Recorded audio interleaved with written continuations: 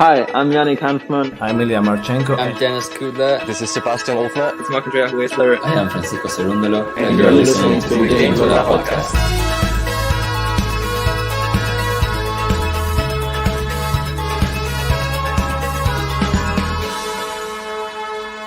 Hopefully you enjoy it.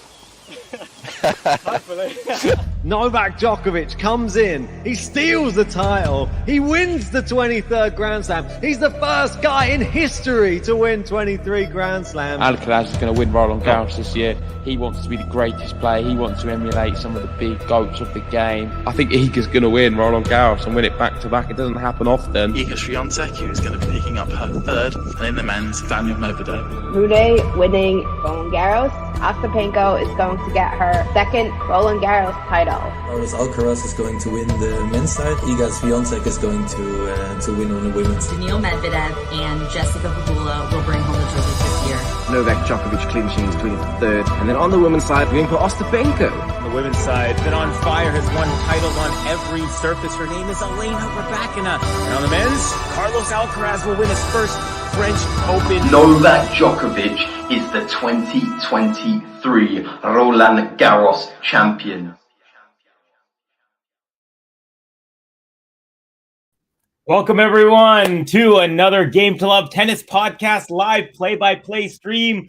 We started with 128 men on the ATP side of the draw here at the French Open. Only 10 remain at the end of today. Only 8 will remain. We will have our final 8 contestants. So we have right now former number 2 Alex Zverev, who's finding some phenomenal form here after last year where he derailed his career after an absolutely agonizing injury against Rafael Nadal here in the semifinals of the French Open. And he's facing former number 3 Grigor Dimitrov, who's surprisingly looking for his first ever quarterfinal appearance in 12 attempts here at Roland Garros. So Dimitrov did have a little bit of luck as Jannik Sinner was taken out on the Dimitrov pathway by Daniel Altmaier. Dimitrov took out Altmaier in straight sets. So lucky for him there. Yeah, folks, this is going to be a good one. We're going to get your predictions in a second. You're going to get my predictions in a second. And right now, Grigor Dimitrov is just about to pick it off. So let me know who you think is going to win and what the score is going to be right after this.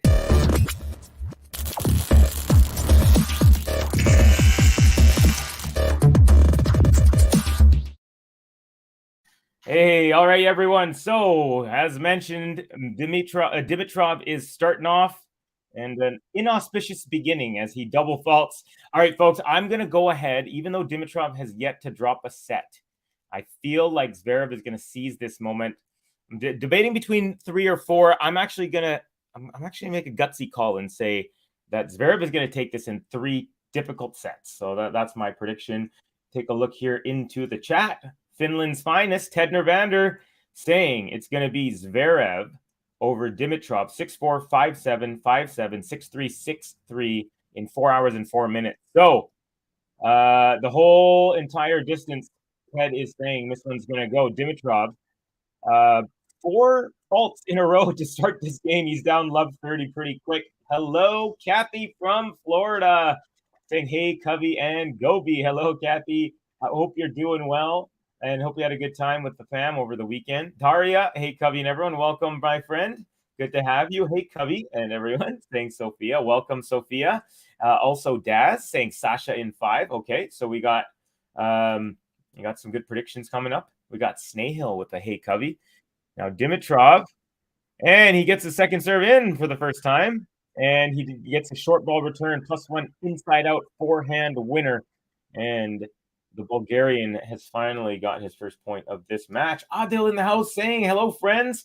And Adil, first one, picking Dimitrov in 4. All right. I like it. Zverev in 3, 6-4, 7-6, 6-1. So Snahill and I were on the same wavelength. We both are thinking Zverev in straight sets. I was debating between 3 and 4, but I just feel like there's something about that win against Tiafoe. And also watching Rune today struggle physically, I'm starting to think that Zverev might he might be that guy coming out of the bottom half potentially. I could see it possibilities. Maybe 2, 3, 4 days ago, if you asked me, I would have said no chance. Now my thing is changing. Hey Daria Ravel, glad the snooze fest Iga match was cut short. Yeah, that's a bummer. 4-1 Sarenko retires there. So yeah, huge bummer. Who does the winner of this one play, please, Cubby? Good question. The answer is it's going to be the winner of the Thomas Etcheverry match and the Yoshihito Nishioka. So I think if Zverev wins this, he'll be heavily favored. Although I will say, no disrespect to Yoshihito Nishioka, but Thomas Etcheverry is a very solid tennis player on clay, Argentinian player, and not a person to be overlooked. So, but anyways, yeah, there's your answer. The answer is Etcheverry and Nishioka. The winner of that will play the winner of this match, of course, Dimitrov and Zverev. These are the last two round of 16 matches left on the men's side. Feels like Tiafoe played Sasha into form, Sasha in 4. Yeah, I agree with you, Sophia. Definitely, that's something that's kind of I've been feeling over the last couple days. Zverev is a contender too. What do you all think? Yeah, I'm starting to think so, my friend. I really do. Like I said, 3-4 days ago, if you asked me, I would have said no. He hasn't even made it past. He's made it to the quarterfinals. Was it Monte Carlo, Madrid, Rome, Indian Wells, but hasn't made it past. And just the way he played Tiafoe was very impressive. He was down. He lost the first set. He was down a break in the third and fourth sets, but won both of them. So yeah, there you go. Adil, you going to Dimitrov? Is it related to Novak? Saying Snahill. Yeah, I could see that. Daria, I would say he is a contender for the finals. Yeah, same here. Djokovic versus Alcaraz. Who do you think? Right now, I'm leaning towards Carlitos based on how he has been just playing so loose, smiling. What really stuck out to me, by the way, Zverev, gosh, getting all into the chat here. Zverev broke, folks. He broke in the first game after Dimitrov had a really poor start, 2 double faults to start the match. Then he was down 40-15 and then lost. So retroactive break button for Zverev.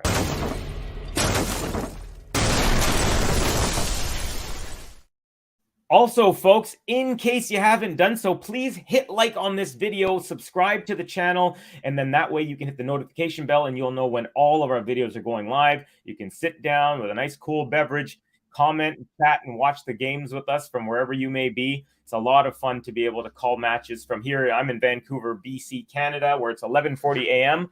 Watching with you all. I've got some people I can tell already from India. We've got people from Europe. We've got Max is in the house from Las Vegas. We have Israel in the house with our Manor Sapphire. Hi, Cubby. The Iga fixing matches keeps going on. Going not Sarenko with the retire. At least don't make it obvious. Manor definitely has her opinions and is not afraid to share them. And I love that. Max N saying, hey, Cubby and everyone, I'm predicting this match will go to 5 sets. Who do you think is going to win, Max? As Zverev takes a 30-15 lead on his first service game. We're also going to get into kits and stuff in a second. So Runa was struggling in 4th and 5th set. Somehow he pulled it out. Daria Ravel said, yeah, I think in the 4th set, he just gave up the set and he tried to recover some like he wasn't trying to win points. He knew he was going to lose the set. So that was smart of him to just kind of try to like regain energy by not using energy in that set. But yeah, I'm really curious to see how this is going to affect him in the coming matches.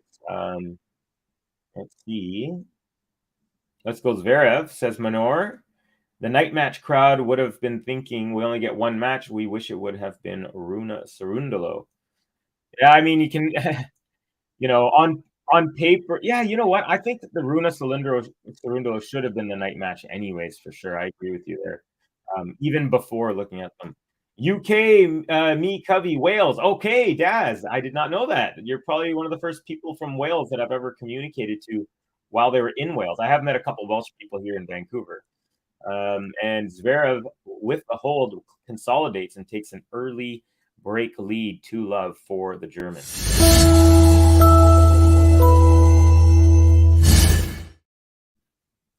Covey, these are not opinion, just facts. Iga is a cheater and she should be ashamed, says Manor. All right. I'm going to go with Zverev. He seems to be finding his form in Roland Garros. Yeah, I agree with you, Max. Also, Max, Stanley Cup Finals Game 2 at T-Mobile Arena in Las Vegas. I hope you're excited. You can't take this for granted, Max. I'm from Vancouver, where the Vancouver Canucks are by far the #1 attraction. Nothing comes close. We do have a Canadian Football League team, which is much smaller than the American NFL. But anyways, as someone who's our franchise, we've been in the league for 53 years, and we've made it to the finals 3 times. You guys in Vegas have been in the league since the franchise came in 6 years ago, and it's your second time in the finals. So definitely cherish these moments because there's 32 teams in the league, and they don't come off. Runa isn't fit, says Michael. And Michael, do you think he will be able to fix himself up enough to be able to play a potential 5-setter in the next round? Curious to know about that, as he's going to be facing Casper Ruud. Daria, some doubles players were removed from match because the ball girl got hit and she started crying. Anyone know this? Yes, this is very big news. Basically, there was I think it was a Japanese player who's also, I forgot who her partner was. She's from a different country, and they were playing Colombian and was it Mukova? I don't know. Anyways, what happened was the Japanese player, she was just at the net and she just dropped the ball and lightly kind of backhanded it towards the ball girl, so she was at the net and the ball girl was on the other side behind the baseline, and she was kind of standing like this. Dimitrov goes forehand into the net, so now it's 30-15 on his serve. So the ball girl was holding the ball and looking kind of to her right, and then the other player just gently hit the ball, but it like lobbed up and hit her in the head. So the girl got shocked and started crying. And then what happened was they weren't going to disqualify the players, but then the opponents were saying, well, look at this ball girl's crying. And so the umpire came down, and then they kind of reassessed it. I guess they decided to give them a disqualification. So basically, that's what happened from what I understand. The players got disqualified. They lost their prize money and the points. And it was a big shame because you could tell they didn't try to do it. However, I am going to say that Djokovic got disqualified, and they said he did it out of anger. And if you watch the replay, he didn't. He was frustrated with the point, but he didn't whip a ball. Like, people are showing it now. If Djokovic got disqualified, I think this was fair that they did, but I don't think potentially either should have got disqualified. But yeah, that's all I'm going to say about that. It was very, very interesting. She hit her at her face and she cried. Yeah, so that's the thing. I think that's what they made them change their mind, is because they were going to try to start the point, and what happened was the girl was just crying and sobbing, and the players were like, hey, we can't really play, this girl's crying, and then they reassessed from there. All right, Dimitrov got a 40-30 here, game point, trying to get on the board, and in the sec we'll also get to the kits because we got some very opposing looking kits, different colors. Dimitrov, new kit sponsor for the first time in a while. Dimitrov had a high bounce on his +1 to the backhand, and his backhand went into the net, so we're at deuce here. Second time of Las Vegas reaching the Stanley Cup final. Thank you for telling me, Cubby. Makes me wish I was a devoted hockey fan. The first year, 2018, the first year they were in the league. 2017, 2018 was the year. The hockey goes from, fall to spring. And that they made it to the finals in their first year, which was very unexpected. Manoris, the rule says a ball hit with malicious intent or anger. Neither was true. It was Osorio and Cerebus Tormo. The default was wrong. There you go. Everyone gets on Sinner's back about endurance. Look at Runa today. Yes, but the difference between Sinner and Runa is Runa pulls through in the matches where he's looking in rough shape. He has this like Warriors mentality, which Sinner hasn't displayed yet. I don't believe that he doesn't have it. He just hasn't displayed it yet. And that's something that I love about Runa, is he does have this vicious desire to keep playing and winning. And again, that's not to say Sinner doesn't. Sinner obviously does too. These guys are dedicating their life to it. Zverev with a nice running forehand, and he he rips a forehand up the line for a winner, and it's another break. So cruising along is the German. He's up 3-love early.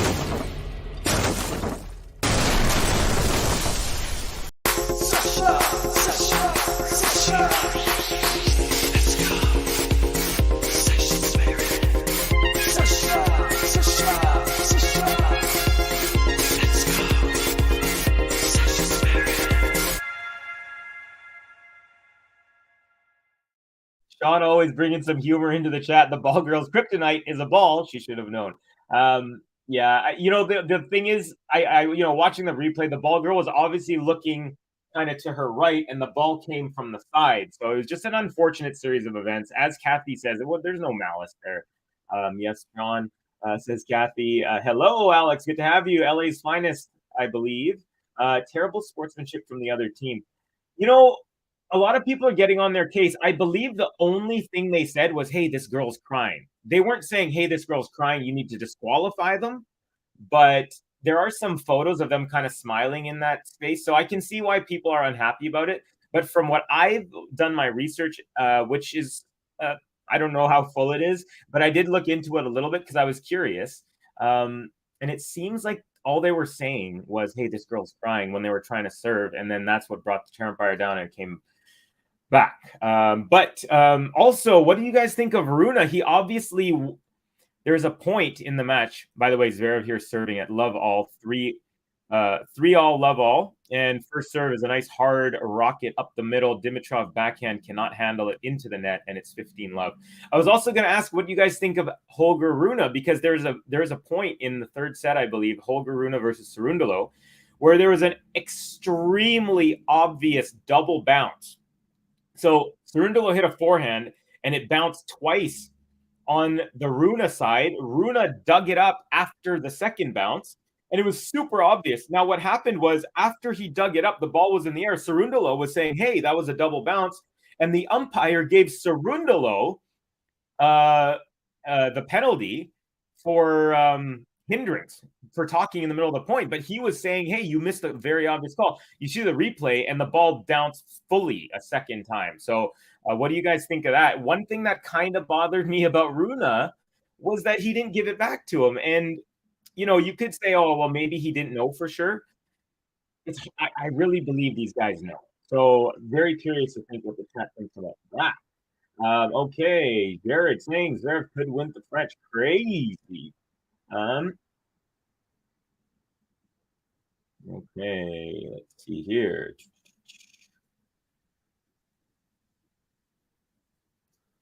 Manor saying, Kathy, the ball kid couldn't function as a ball kid, so that should be a default. It was a ball at play. Nothing wrong, just rules. Yeah, that's the thing. The rule, they did it by the rules, and that's fine. Maybe they should change the rules, potentially. I agree, Covey, about Djokovic and this incident. Yeah, he definitely don't think Djokovic... You think so, Kathy? Because I've been watching. I actually went back after yesterday's event, and I tried to watch it from a few angles. He was what he was doing, he was like looking down, and you could tell he was like unhappy, but he didn't whip it. He literally just kind of like when you're passing a ball to someone, that's what you would do, and it just happened to catch the umpire. So, but again, let's see. Novak hit the ball in anger and frustration. This player just hit the ball back behind her. Ball kid was distracted doing something else, and ball hit her. Not hard and no intent. So, we'll see. We can agree to disagree. But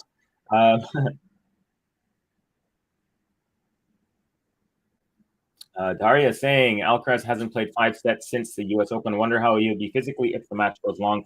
I'm not worried about his fitness whatsoever, unless, of course, something were to happen to him in the middle. So Zverev just cruising here, 40-15, looking to take a 4-love lead very quickly. Only 16 minutes into this one so far. First serve is a fault. Let's see if Zverev can consolidate for the second consecutive time. Bouncing the ball quite a bit. Nice second serve. Return nice and deep. Forehand Zverev. Backhand Dimitrov. Forehand Zverev cross court. Dimitrov, same thing. And up the line forehand. Now backhands Dimitrov. Ooh, tries to go cross court, but it's into the net. It's the second straight consolidation. And it is 4-love for Alex Zverev.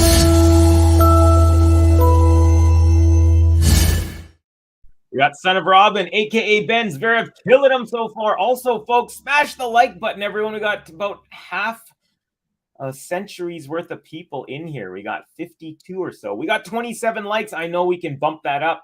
Let's see if we can hit 50 before the end of this first set. That would be a great goal to hit. Also, if you haven't yet, join our YouTube membership. There's the link popping on the screen for you. Manor saying, Holger, Bolger, stinky toddler. Hems, hey, Elms, what's going on? Covey, you could argue Holger should have conceded the point because of the double bounce, but the umpire wasn't exactly on the ball either, was he? Yeah, I just feel like, okay, I know myself. I've always been a very, like, if I hit off a double bounce, I know 100% that I would say it's your point. There's no question in my mind. Now, just because I would do that, I don't think everyone else should do that. But I don't think it's a good look to say, oh, well, he didn't do it, but the umpire didn't catch it. I'm like, well, yeah, that still doesn't make him look good. And again, I like Holger Rune a lot. I actually am hoping for him to be in the finals. But it leaves a weird taste in my mouth when it's obvious and you could just be like, hey man, yeah, you want. And the fact that the umpire made the air, well, okay, the umpire was like, oh, you were talking after that point. It's like he was only talking because you didn't do your job, right? So yeah. Anyways, that's kind of how I see it there. I just think that honesty is, like, for example, Alcaraz in that match against who was his last match? He had they gave a double fault, but Alcaraz went. Even the umpire didn't go. The Alcaraz went up to the line, and he was like, no, get another one. Or I think he gave him like, you get two. I think he was on the first serve. And I'm not just, I've seen other players do that too, not just Alcaraz. And I really do appreciate when players are really kind of on it like that. I honestly think if the ball person or linesman takes the hit while the umpires can look past it, I honestly think if the ball person or linesman takes the hit well, the umpire can look past it. Sorry, I'm not understanding what sorry. I don't know if it's the wording or what. I'm not understanding the meaning of this sentence. Daz saying, was it Sasha who hit the umpire's chair once in the Davis Cup? It wasn't Davis Cup. I believe it was in Acapulco, somewhere in Mexico. Maybe Monterrey. I don't know. But it was somewhere in Mexico. And yes, he slammed it really hard. And also, Michael Emer, the Swedish player, did that in a tournament right before this. Was it not in Rome, but it was in one of the other kind of lead-up tournaments, a smaller one. And he also smashed and broke his racket on the umpire's chair. That was very recent as well. But actually, Kathy and I were having a little chat about it. But because Zverev didn't really get much of all he got was he got his points suspended and he got kicked out of or points removed from that tournament. But he didn't get suspended or anything. And so that's the precedent now. Chapo hit the umpire in the eye. Yeah, he ripped a ball in anger. That was a bad one. Like, that was worse than all the other ones that I've seen. I think that's what you refer to as Reynolds. We need a speed gun on the ball. Hit at ball boys. Okay, there you go. Medi deals with umpire in hilarious way. Even he had hit umpire's chair. Okay, I haven't seen him hit it. I'm sure it happens quite a bit. Well, maybe not quite a bit, but more than I have seen, because obviously there's so many tournaments, so many players. But yeah, definitely the Zverev one is in my memory for sure, because I believe that he should have been truly suspended for like a month or two. Like, you're not allowed to play tournaments if you're going to, put the umpires in this much danger.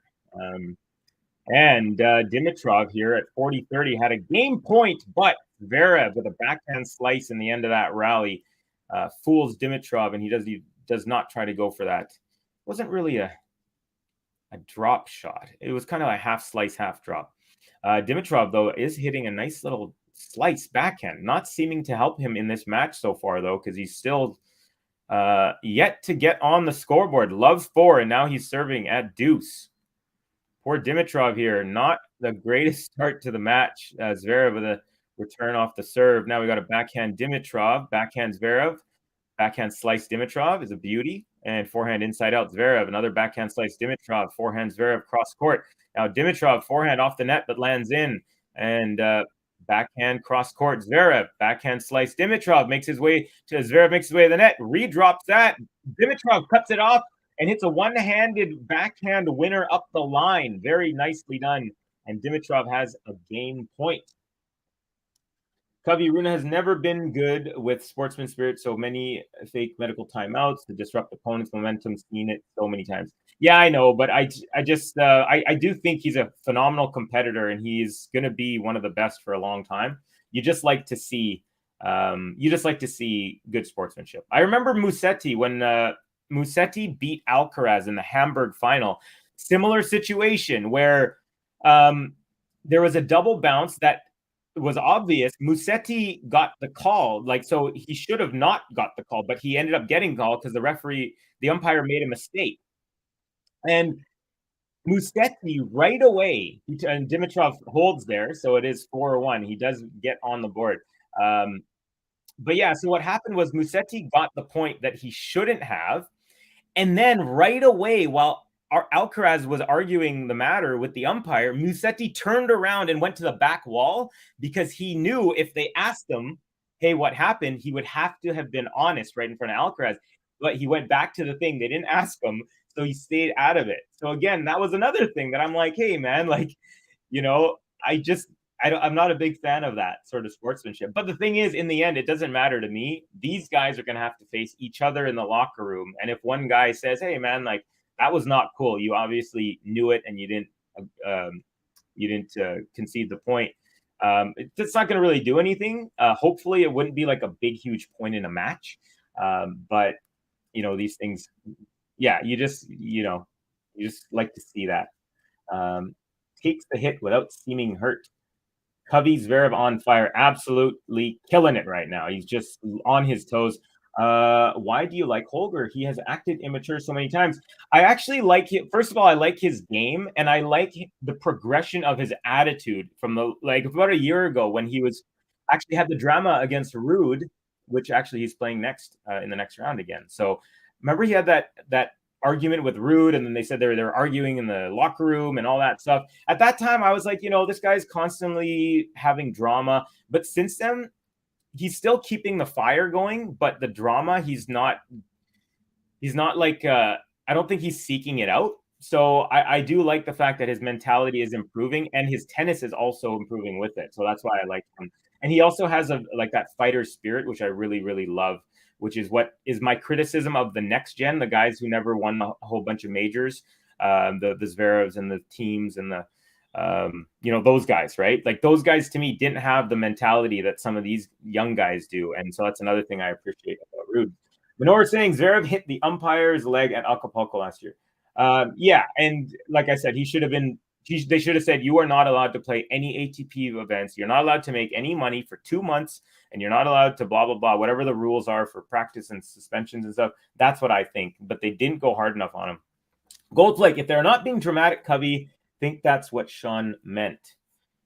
Oh, okay. In the sentence from before. Gotcha. Okay. Manor Adharia, he loved them young. Covey, I'm joking. Don't bet. I got to read. Come on. Read some of the comments. All right. ZVEREV here at 30 love, and the +1 goes forehand into the net. But he is only 6 points away from a 1-set-to-love lead. M's in the house. Daria, he has his moments like others have, people acting like he's murdered someone. Yeah, I agree, M's. I don't think that he gets I think that because of his past, people kind of make assumptions about him. And his past isn't bad, honestly. He just has disagreements and he's vocal about it. For example, I'm personally not a very confrontational person, so I don't like getting into that stuff. But I have friends and I have guys I played hockey with or whatever, or tennis against, that are okay and happy with confrontation. That's a part of their natural attitude and personality. And I think that's like Runa. Runa doesn't mind controversy, whereas guys people criticize Roger and Rafa for being too pristine, too nice, and too, anytime you're on camera, they never say anything wrong, and I don't think Runa is like that. I don't think guys like Kyrgios is like that. And I think that's good for the game to have people being them true selves. Runa loves to throw tantrums, must have passed his bedtime this game. Manor, the fact that we can have Nishioka in slam quarterfinals feels so wrong to me. Hey, if you make it, you make it. Can't take results away from someone. ZVEREV now. at 30 all goes wide on the serve. Dimitrov return into the net, so it's game point for 5-1 now. Zverev. Hope Rude will school him. There you go. The Rune acting like a child jokes are so boring now. Minor, he will lose to Nishioka, and about random players making deep runs there have... Oh, hold on. Minor, he will lose to Nishioka, and about random players making deep runs, there have been many examples like Karatsa. Lose to Echeverry. Okay. I was going to say... I thought you were going to say Runa would lose to Nishioka, and I was like, oh, hold on, I got to do the math on how is that going to work. Okay, there you go. So Zverev holds 5-1, and I think it's time for another Zverev.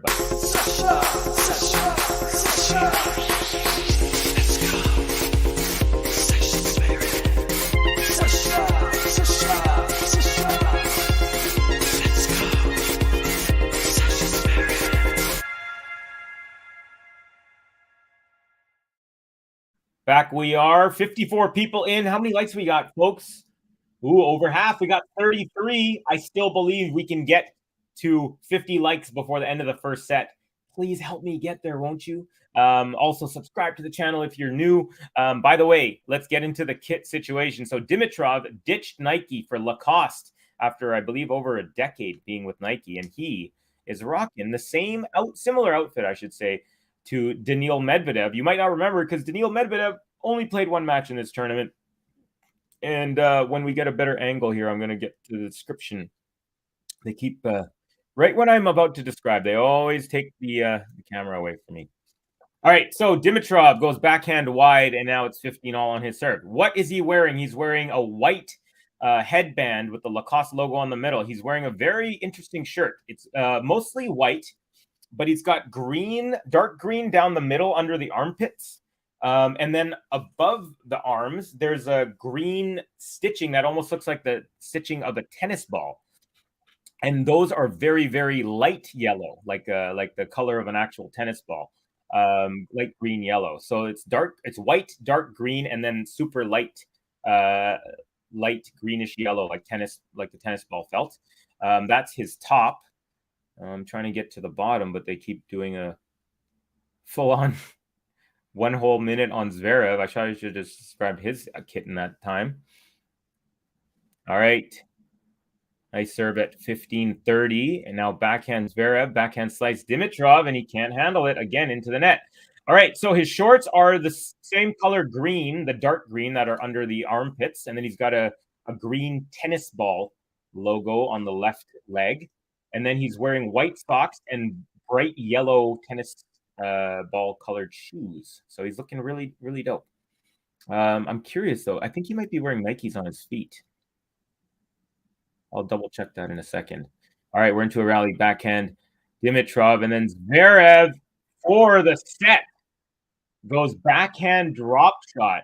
And that was a very quick set, folks. 31 minutes, and Zverev takes it 6-1. Totally cruising in this one.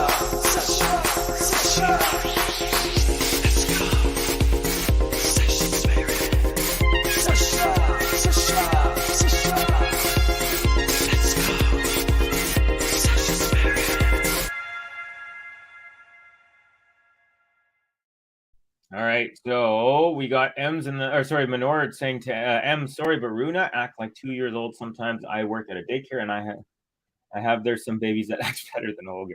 I have already seen Zverev so focused and hardly any unforced errors. Yeah, I'm really starting to believe that he might come out of this side. I can start to see the openings. Runa getting a little bit tired. That could be a factor. Rude is a formidable player, but I would take this Zverev right now that I'm watching over Rude. That doesn't mean, however, that Zverev is going to continue this form, but it's looking good. He's on the upward. How is Lacoste getting them to wear their ugly stuff is beyond me, says Coldplate. Snail from Daria. The memory goes back to that injury, so he's just being patient. Vamos, Nadal, says Stevo Otes. Yeah, there you go. He had successful hip surgery. Saw him coming out of a car with crutches walking into an airport. Someone was videoing him. Dimitrov sucks, says Vagata 88. Well, can't really argue that he sucked in the first set. I don't say that he generally sucks, but that's just me. For me personally, I have never ever noticed the kits and had any feelings ever unless it's Ostapenko with her out of the planet kits. Yeah, I'm a big. By the way, still got to see if those are Nike shoes that Dimitrov's wearing, because I'm always curious when people switch. Like for example, Iga went from Asics to On, but she's wearing Asics shoes still, and I think Dimitrov is wearing Nike. So he went from Nike kits to Lacoste, but I think he's still wearing Nike shoes. Zverev, second serve is good and return into the net. And yes, it is confirmed he is wearing Nike shoes, Dimitrov. Okay, Zverev wearing the same thing that he's been wearing all tournament. We'll get into that in a second as well. Apparently Iga is sick now. That's karma. I'm also sick of her. All right, Jared Gonzalez. By the way, you guys know Ben and JG. When I first started doing these streams, I thought Jared Gonzalez was JG. But then I remember hearing someone saying, no, Jared is Italian. And I was like, well, it's probably not him. How epic would it be if Alcaraz beat Shapo, Musetti, Tsitsipas, Djokovic, and Zverev all in straight sets to win the title? It would be very epic if that were to be the case. Imagine going through that whole list and the person you lost a set to was Daniel Taro too. I think Zverev has extra fire in the belly for that incompleted match versus Rafa last year. I agree with you fully. I think, they had an interview, they always ask these players before the tournament, who's going to win the tournament? Who do you think? And Zverev was one of two players to say me. It was him and Rune. Both were like me. And the way Zverev said it, I was like, I remember last year when he was playing, and it kind of felt like he had that same swagger with how he was playing against Nadal in the way that he was like talking in that interview. And I was like, But at the time I was like, I don't think so, buddy. Now he's really changed my mind. Yeah, I'm really, and especially now how he's continuing on rolling through Dimitrov. Expected. I don't think many people were expecting Dimitrov to win or win more than maybe one set, but he's really handling him right now. Beautiful second, not second serve, beautiful serve out wide. Dimitrov got a racket on it, but could not direct that back onto the court. And now double game point to kick off set number 2 here for Zverev. Let's see. First serve into the net from Zverev. Zverev, so he's rocking Adidas as usual, black headband, black Adidas shirt, red Adidas shorts, 3/4 fully solid red, and 1/4 with like a kind of a grayish pattern. Oh, the ball is called out on the return from Dimitrov, and Zverev points to it, and Dimitrov agrees because there was some question for a second by Dimitrov, but he concedes. So it is a 1-love hold in set number 2 for Zverev. All right. You guys are probably wondering, hey, Covey, tell us what else happened today. Well, you're in luck. This is what happened. Casper Ruud, a very tough 3 sets over Nicholas Jarry. That one went 7-6, 7-5, 7-5. So Ruud needing 21 games in 3 sets to take that. Also, we had the other Nordic player, Holger Rune, a crazy match against Francisco Cerundolo. And Cerundolo is going to be kicking himself. He had some chances in this one, folks. There was a point where it was, what was it? There's a point where I think it was like, it was I think it was 3-4 Holger Rune, and Holger Rune went in the 5th set. It was 3-4 Holger Rune, and Holger Rune went down love 40. So Cerundolo just needed one more point for 5-3, and he would have had a chance to serve it out up the break. But he wasn't able to. Ruud makes it 4-all. And then I think actually Cerundolo broke him the next time. And then, anyways, it was crazy. They ended up going a tie break, and Rune ended up winning. There was another crazy point at like 6 or 7 all where Cerundolo ripped a ball right at Rune, who was at the net, bounced directly off his frame, didn't touch his strings, went off of his frame and bounced right back into the court, like the perfect drop. So there were some stars were aligning for Rune, it felt like, in certain moments. Also, after the third set, he started feeling really, really bad physically. So he pretty much gave up in the fourth set in the hopes to regain some energy. Because if he knew if he put in some energy losing that set, he would be out of tank. His tank would be out of gas for the fifth set. So smart of him to kind of do that and then recoup for the crazy fifth set. So he's had some crazy 5-setters too. In the Australian Open, he lost in the round of 16 to Rublev in that crazy, he was up 5-love in the fifth set tiebreak and lost. So, but these are all great experiences for Rune. Like these moments where you have like tough losses when you're supposed to win and you're up in the tiebreak and you lose. These, he's the type of player who uses that as fuel. He doesn't say, "Oh, this happens to me. Woe is me." He's like, "No, this is okay. I lost. Now let's go to the next tournament, figure out how to win." Beautiful return from Zverev here at 30-love. And then Dimitrov slices that back, and then Zverev with a haywire forehand that goes about 8 feet wide. That was a shank for sure. 40-love Dimitrov.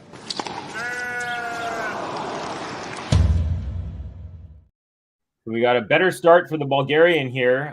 He lost the first 4 games in the first set, so he's got a triple game point here. Nice serve up the middle. Return from Zverev is a nice forehand. Now forehand Dimitrov cross court. Nope, into the net. And 40-15. Not done just yet. Bummer. I thought Dimitrov would be playing much better. Yeah, it's a tough one.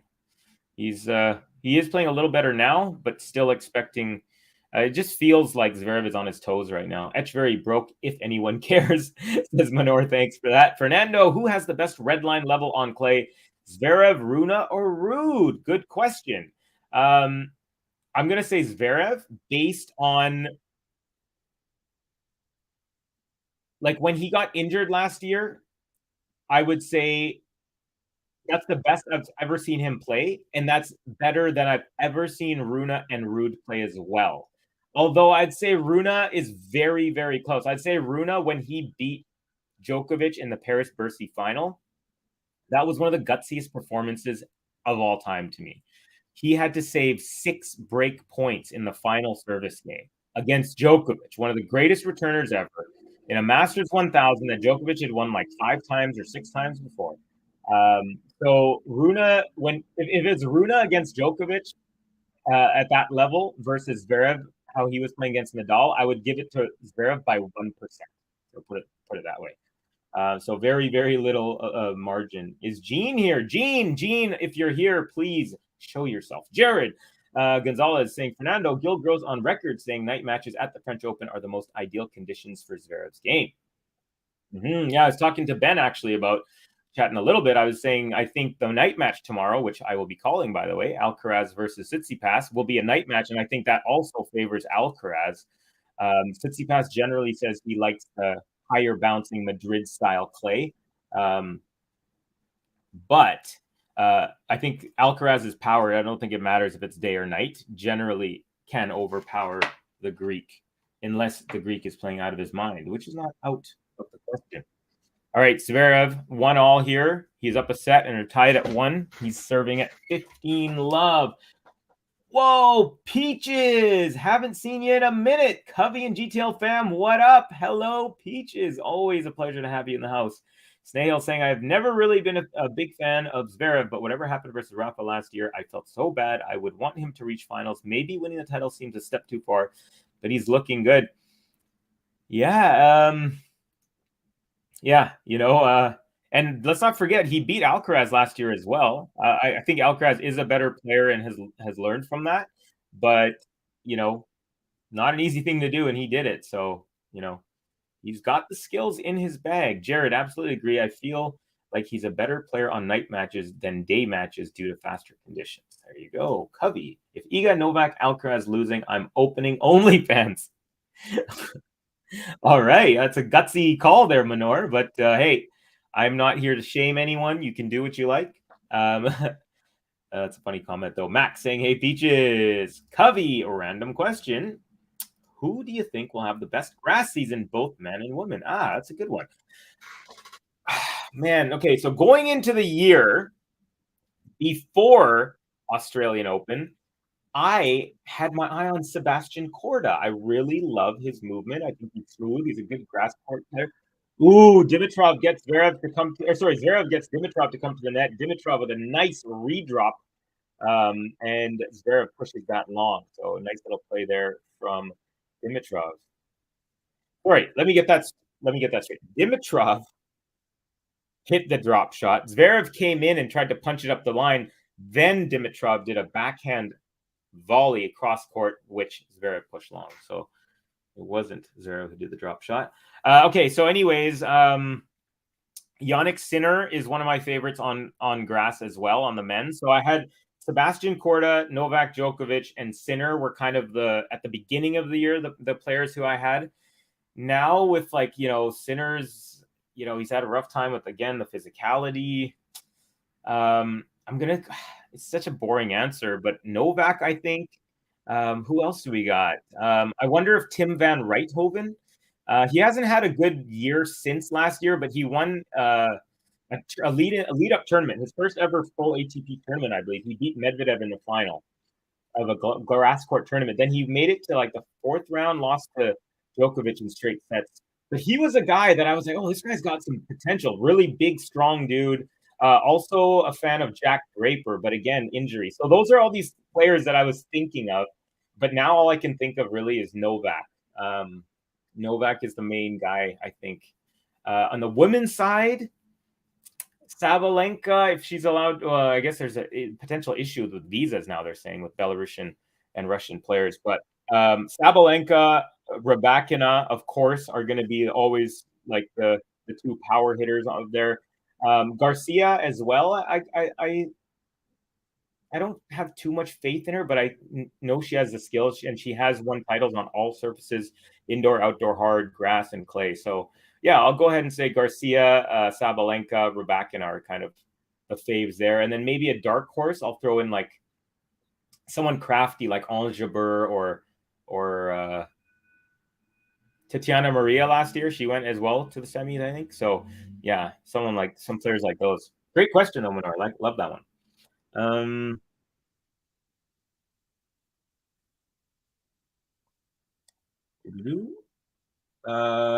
Covey, I think the question was about clay. No, it says grass here. What do you think will have the best grass season? Hey, Maxie says peaches. Hey, peaches says M. Hey, M says peaches. Nuggets or Heat? Who you're rooting for? I'm going for the Heat. I know the Denver Nuggets have never won before, but I like Jimmy Butler because he's a big tennis fan, actually. That's hilariously why. He goes to these tournaments. He's friends with Djokovic, Alcaraz, these guys. So I guess Djokovic is also really good friends with Nikola Jokic, the superstar MVP on the Nuggets. So yeah, I guess I'm just going for the Heat basically because Jimmy Butler's such a big tennis fan. That's literally the only reason. It's also because I'm not the biggest basketball fan. But that's a great question, Probish. Thanks for asking, buddy. Who are you rooting for? And also, if you're into hockey, let me know who are you rooting for in the Stanley Cup, Las Vegas or Florida. Okay, advantage Dimitrov 1-all here. And Zverev makes his way to the net and hits a beautiful volley into the right beside the sideline. Dimitrov was not able to race over there, and it's back to deuce. So Zverev just really looking to pressure constantly. Looks like he wants this to be a quick match, folks. Relentless from Zverev. Great balance too, Zverev. His volleys, everything. So a very long service game, almost 6 minutes, about 5 seconds away from being 6 minutes long. Oh, no, just long on the first serve. Jared saying to Manor, I like Fritz, Hurkacz, Medi on grass. Fritz is another one. Thank you for helping me there. Medi also, but Fritz is more one of my guys in that regard if we're talking about top players. Oh, drop shot bringing in Dimitrov, and then the lob attempt goes long. So now Dimitrov with the advantage here. I don't know who that is in Dimitrov's box, but very pretty lady. Covey, you with your boring predictions. Spice it up. I have Hubie and Alexandrova. I'm just trying to think. The reason, like I said, I would have said for sure Korda. Another guy I want to say, although I have never seen him play on grass. I'll say Ben Shelton.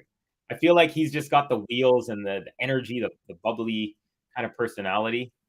And then I'll also throw in Tiafoe as well. Tiafoe's another guy I like. I think he'll play well. He's got big serve and good movement. He can play that power game. So yeah, I'll add Tiafoe in there as well. But yeah, my original ones they're just injured. I don't know what to say, And then Tim van Rijthoven never really panned out or never really kind of kept the momentum after winning that pre-Wimbledon tournament, losing to Djokovic, and then I haven't really heard from him since. I think Van Rijthoven is injured. Saw he was replaced by Sinner at Libema. Thank you, Sophia. That might be one of the reasons I haven't heard from him in a while. And then Jack Draper is another guy who I really like his game, but the guy has he ever finished a tournament? Has he ever not withdrawn? I don't even know. Yeah. Could Federer get to the quarterfinals if he just showed up at Wimbledon? I wouldn't put it past him to win a match or two, potentially, but I don't know about the quarters. It was always one of those fun things, be like, what if that happened?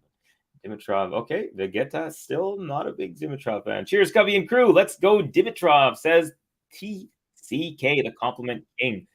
Dimitrov, still in this game, folks. It's about 8 minutes in here. Advantage Zverev, but first serve goes long. Still 1-1 here. So Dimitrov showing some real fight after getting creamed 6-1 in the first set. Second serve is good. Forehand return up the middle, and then Zverev with a horrendous forehand. It might have bounced weird off of a spot on the clay because he didn't look like he timed it well, and it went into the middle of the net. 40-40 deuce once again. PK Covey. That's Jamie Delgado in Dimitrov's box. Okay. I did not know that. I still don't know who that is, but yeah, it looks very, very pretty. Looks like a model or something. Zverev having a bit of a tricky period. Yeah, this service game has been.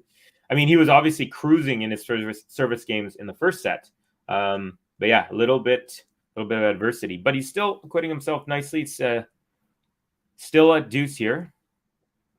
Second serve is good. Forehand runs around the backhand. Does Dimitrov now another forehand? Dimitrov forehand Zverev. Oh, and Dimitrov, he actually miscalculated how that was going to bounce because he had actually stopped his feet and was ready to chop it back, but the ball just kept on going like a foot and a half further than his racket extended. That was really funny. Rarely do you see a professional tennis player misjudge a ball that was, he was like a foot and a half short from getting to it, but he could have. Advantage Zverev. Nice serve out wide. And return is a beauty from Dimitrov. Zverev actually, it was a very short, almost like an accidental drop putback, but Zverev ran up to it and goes cross-court, wrong-footing Dimitrov, and finally holds after about 8.5 minutes. And it is 2-1 Zverev. We are on serve in the second.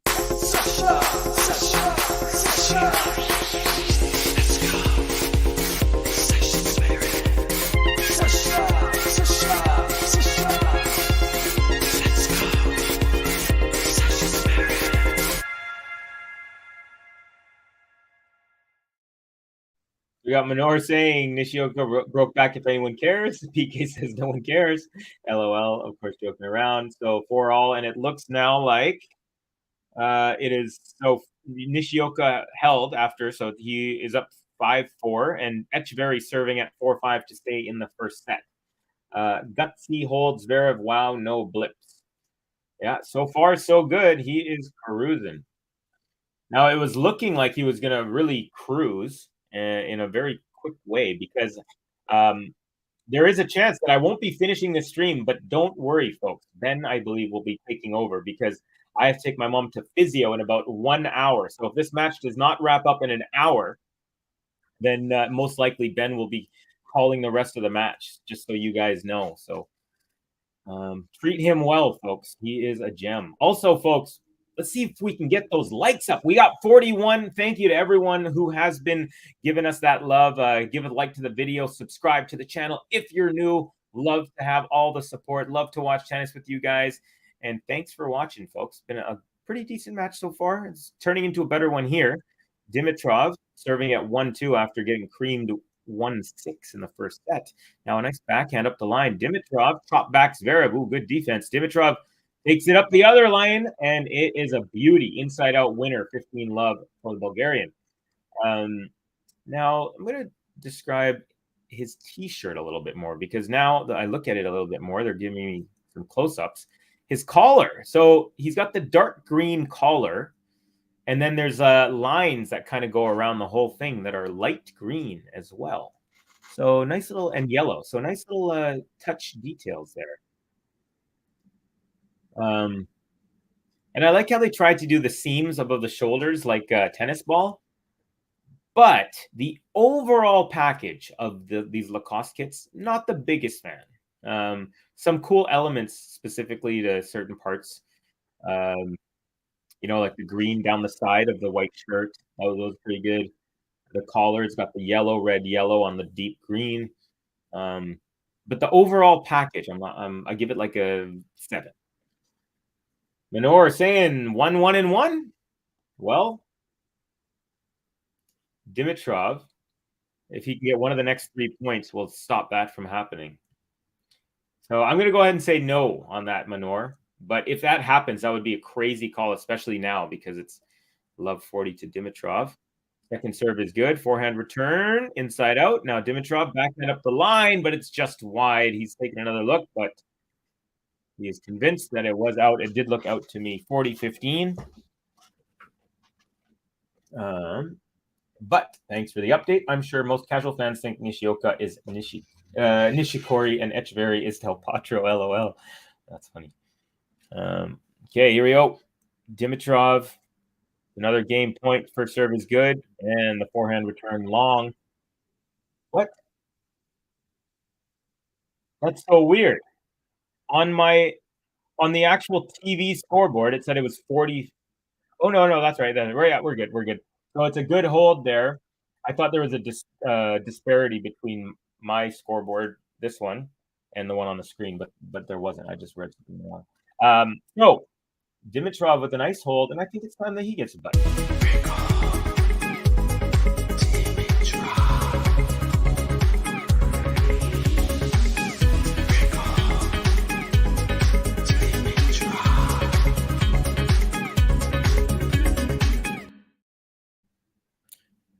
Grigor, Dimitrov. All right. First serve is good from Zverev. Chip back from Dimitrov. Forehand Zverev. Backhand slice Dimitrov. Forehand cross court Zverev. Dimitrov, same thing. Now up the line. Forehand Zverev. Backhand cross court slice from Dimitrov. And another one. Now forehand inside out Zverev. Another slice from Dimitrov up the line. Up the line forehand Zverev. Backhand cross court Dimitrov. Cross court backhand Zverev. Another slice Dimitrov. And Zverev goes cross court. Dimitrov pushes it up the line. Zverev cuts it off as he makes his way to the net. And then he puts a short ball into the court, with Dimitrov puts a backhand cross court into the open side, and a very nice point to kick off the 5th game of the second set. Great job, Dimitrov there. Pushes it up the line as Zverev was making his way to the net, so he forces him to his right. And then when he forced and he hit the volley from that position to his right and then pulled him off court, Dimitrov just easily pushes the ball into the open side. All right, here we are in Paris, night match. What time is it over there? It's 9:30 p.m., 12:30 over here in Vancouver, BC, Canada. Zverev with a nice running forehand. Dimitrov with some crazy stretched out defense for a second time. Overhead from Zverev. Dimitrov gets that. Did it land in? Oh my God, Dimitrov ran ragged back and forth, and then at the end, off of an overhead, he hit a forehand that went maybe an inch long. That would have been an amazing point, especially because of the defense. What was that, a 15-shot rally, 11, 12-shot rally, 13? I can't tell. It's really small writing. But Dimitrov, Unfortunate. All that effort. And Zverev takes it in the end. 15-all here on the Zverev serve. Cubby, it's your boy GSL. Hey, everyone. Just came in to give you a like and check on the progress of the match. On Saturday, I said Zverev will get to the semis. Poetic justice for last year. He is looking good, Gary. And in the last 2 to 3 days, he has kind of convinced me that he might be the guy coming out of this bottom half. Could actually see it maybe 3-4 days ago. Could not see it. Now I'm starting to maybe see it. Runa had a little bit of a physical issue. We'll see how that kind of plays out. Don't know if it was a lungs thing or something else. And then Casper Ruud as well. So I don't know. I'm starting to think Zverev might have a pathway to a final. All right, Zverev getting run around this time. Dimitrov makes the way to the net and punches the ball up the line. Zverev tries to go passing shot, but it is long of the far baseline, and Zverev now under a little bit of pressure, 15-30. Another long rally over 10-12 shots. 58 minutes, almost 1 hour into this one, folks. Never mind. Hi, Gary, says Manor.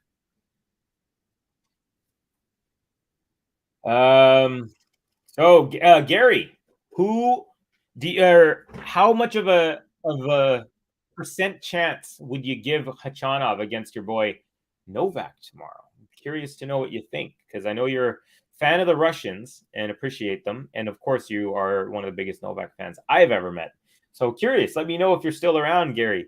I think the maximum that Khachanov would win would be 1 set. I don't see more than that, but that's just me. Nahil, Dimitrov, just one of those players who just suddenly turns up from nowhere.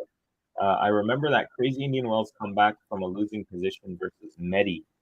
He has had some crazy results in his career, and he had that baby fed,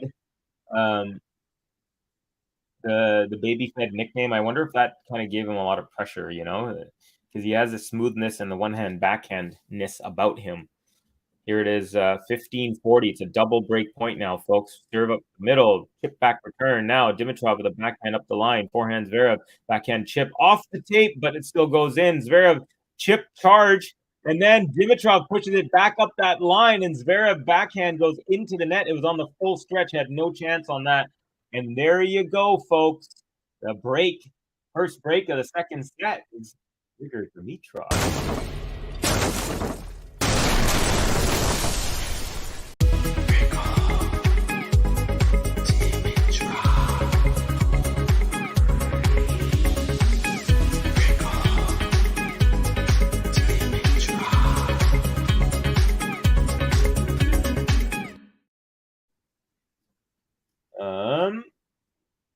Repeating what I said on Ben's stream, Cerundolo had... Oh, yeah, I was actually just talking about this about 5 minutes ago, Gary, about how Cerundolo had 3 really good chances to take a 5-3 lead in the 5th set, but was unable to.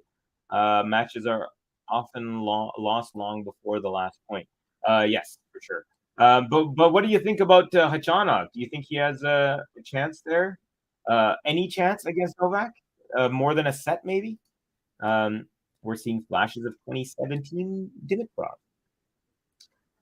I just wonder, does anyone here feel like Dimitrov has the staying power to keep it going for, to win 3 sets in this match? I just don't feel it, to be quite honest. Maybe 1, because I was thinking Zverev, and I ended up choosing him in 3, but at the beginning I was deciding between 3 and 4. Just don't see... Just don't see him taking 3 sets today. Max saying, wait, hold on a second. What did I say here? Gary, a bit off topic. When you said poetic justice, I also know that movie as well. Well, there you go. I think Novak is zoned in now, so I'll say 4 sets tomorrow. Okay. Yeah, it's pretty much what I'm expecting 3 or 4.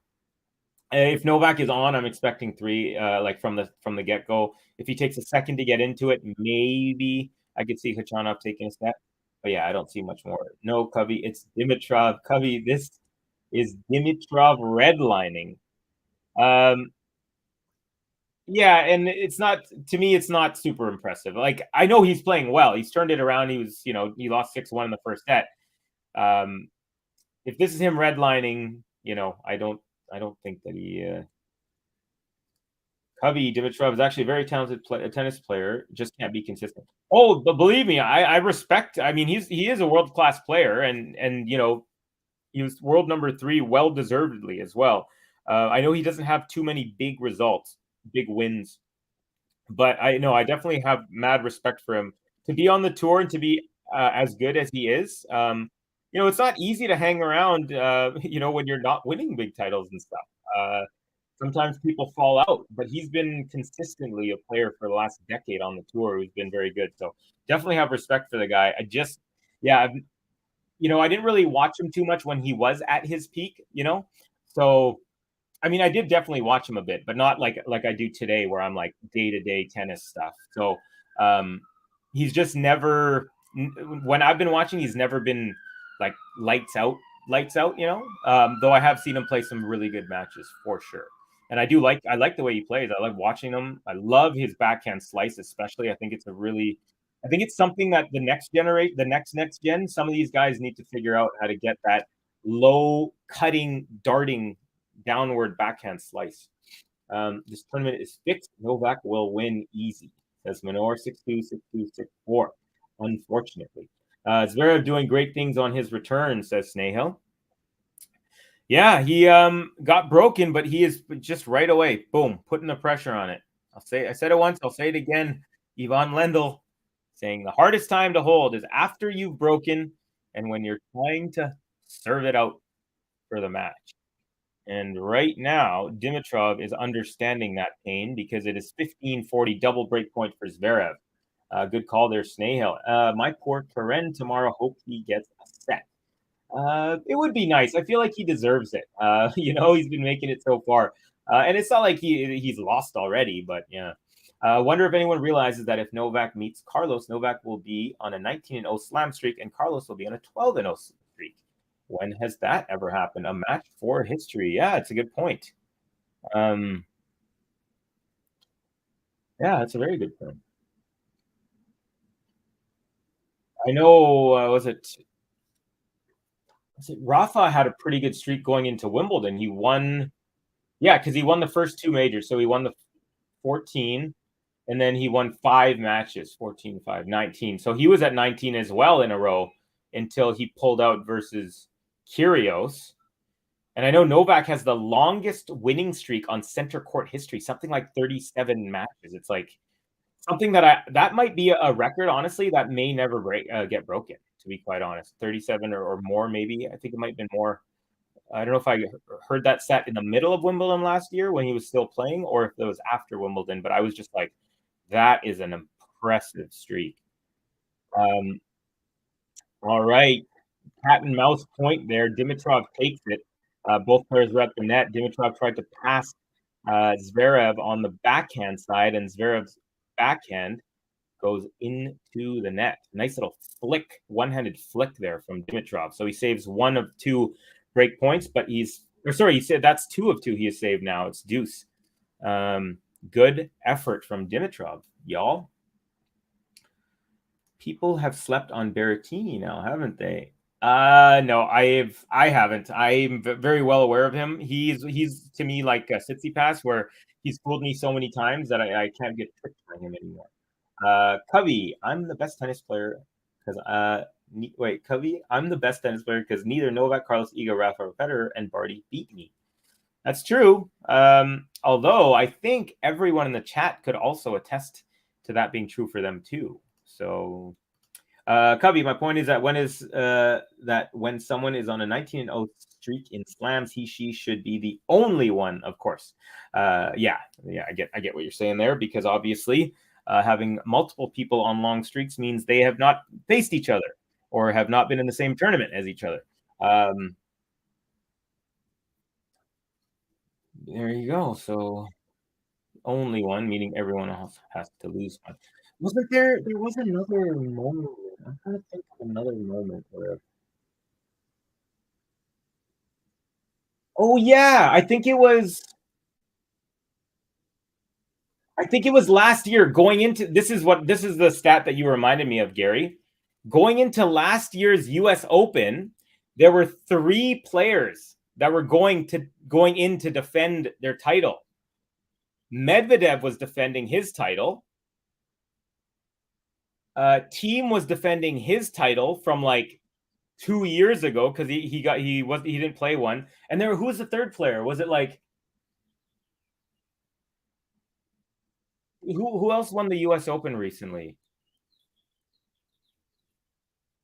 I'm trying to think. I remember there was a chance that I just remember going into last year's U.S. Open, there were 3 players that had the chance to defend, because I think did Rafa win one recently and then didn't play for a few years, and then Team won, then didn't play the year after, and then Medi won, and I think all 3 of them were in the draw last year, and so they had the chance. I believe that is what that was.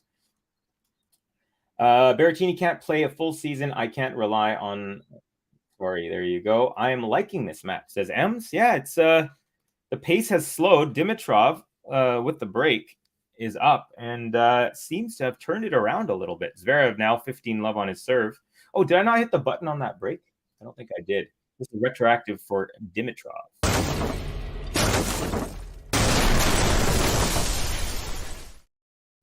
$15-all, so a little bit of a lull here from Zverev, or should we say a little bit of a upswing in level from Dimitrov? Maybe a little bit of both, but good to see here. For a little second there, it looked like it could be a very short straight sets match, but right now, thankfully I'm sure the crowd in Paris hoping for some great tennis. Always, the crowd, no matter what happens, even maybe if it's not the most exciting match, if it goes 5th set at night, there's always memorable moments.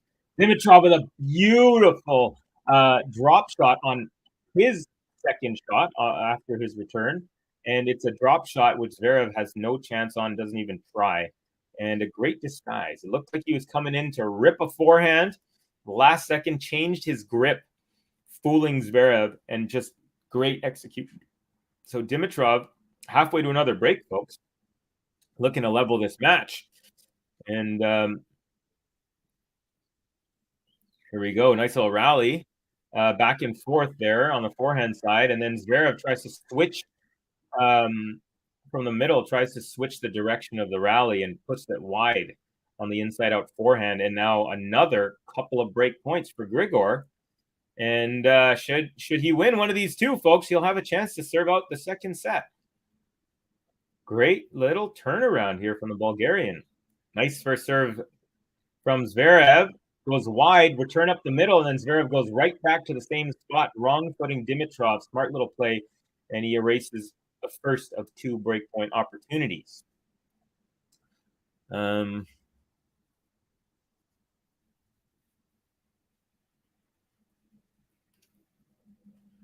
Pravesh, thank you. Nadal was the other. So yeah, I remember that was a very unique situation where Medi, Team, and Nadal all were potential defending, or they all were defending champions, and at that specific tournament. And Medi, M. saying, Manor, fun fact, no men successfully defend the U.S. title since 2009. The Delpo curse. That's true. Roger won 5 in a row before that, I think, but since then. Okay, nice serve there at deuce from Zverev as he does save that second one, but he hits a lamb shank forehand rally ball at deuce, and it is now again break point for Dimitrov.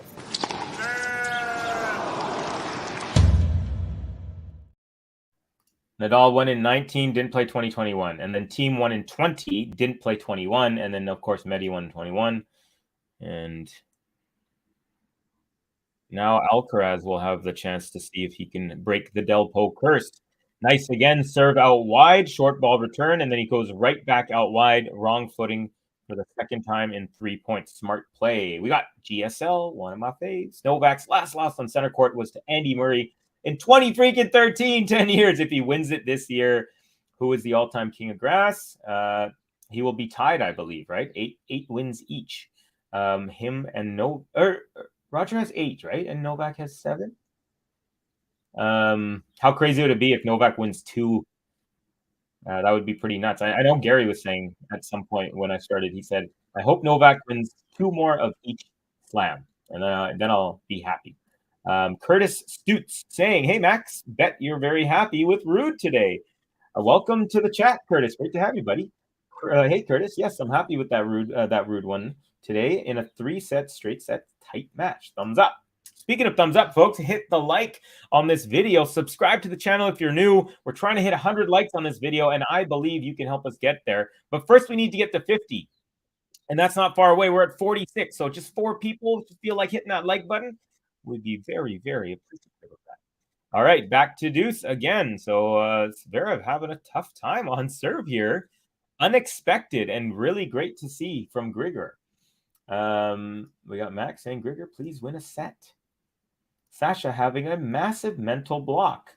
Yeah, he's really not... See, like, this is the type of thing now. Watching him play like this, now if you say, oh, okay, I think he has a chance to make the finals, he has spells like this where he goes 10-20 minutes against a guy like Rune or Rude, or in the final potentially against Alcaraz, Djokovic, something like that.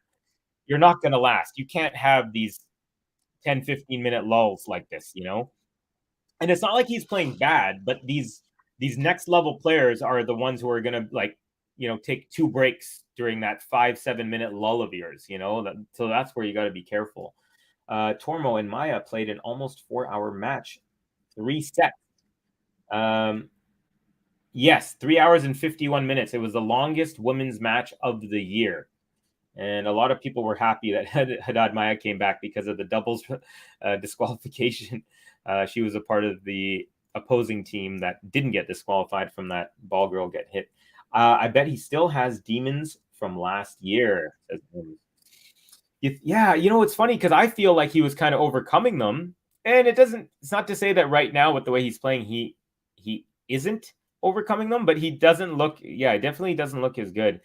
For me, I thought the demons would be more like, is he scared to slide to his side? You know, is he scared to, like, really, you know, work that ankle, thinking, you know, kind of like Dominic Thiem, there's reports that he's really scared that he might hurt his wrist, so he doesn't go 100%. He doesn't go all out, and so his forehand is locked. Oh, mailman is here. Apologies, everyone. A great rally going on. Advantage ZVEREV. Forehand Dimitrov. And we had a really long rally. I literally started calling it right when Dimitrov goes into the net, and ZVEREV does break back. So we're back. Sorry, he holds, I should say, after a very, very strenuous game there.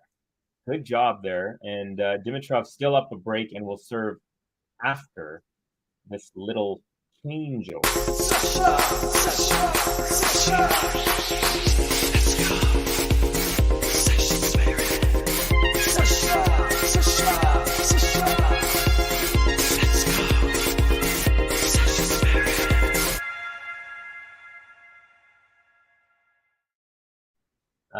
Okay.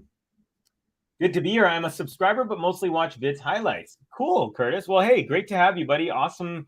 I think it's the first time I've spoken to you. My name is Covey, and it's good to have you on the stream. And feel free to say hi in the future if you ever feel like it. For comparison, Cerundolo and Rune played 5 full sets in 3 hours and 55 minutes. Yeah, they can be long, they can be short. You just never know. Covey, 2 more of each slam. How greedy do you think I am? Sorry, maybe it was 1. 1 of each. Okay, my bad. I don't know why I thought maybe you were saying 2. That was like when I first started back in November. But I'm starting to think Novak may be fortunate to get to 24 if Carlos is the beast that he is right now. Yeah, that's a good point. Okay, my apologies there. Yeah, I was like that. It's like, am I saying something that sounds a little too ambitious? In my head, there was a filter saying, is that right? So thank you for the correction there. Maltese, Carminu, welcome, brother. We got Carminu in the house. Kalinka Ruseva. Good luck, Sasha. 4-leaf clover and heart. I've rolled my ankle 5 times before. It's literally never the same afterwards. You know, I've rolled my ankle a few times, and for me, luckily, it was never like I never pulled or tore ligaments. It wasn't that. It was just stretching things out. And I've had some bad ones where I think I was telling people on the stream once when I was at a hockey camp in Alberta, the next province over, where it's like you stay there for a week and you play hockey and day and night. we went hiking and I twisted both my ankles. I had to shave my ankles and then tape them up before every ice time 3 times a day. And it was just horrible. And I feel lucky that I haven't had like one of those injuries that are like permanent. It sounds like Ems, you might have one of those where maybe it's a little more severe than the ones I've had. I've had a bunch of ankle rolls, but they've never been. There's been some bad ones, but nothing that was like permanent. Yeah, after the last match when he fell twice freaked me out. Yes, same here, Sophia. Same here. He skidded a couple of times and made me like, oh, little mini heart attack. Manor saying, "Go B." Yep, Go B. Just trying to attack our good old male person. A 4-hour 3-set women's match. That's nuts. It very much is. There's been a couple other women's matches that have gone plus 330. But this was the longest of the year. How fitting that it's at a major. I kind of, for some reason, there's something fitting about that to me. All right, we got a nice little point. Oh my God, Dimitrov, what are you doing, buddy?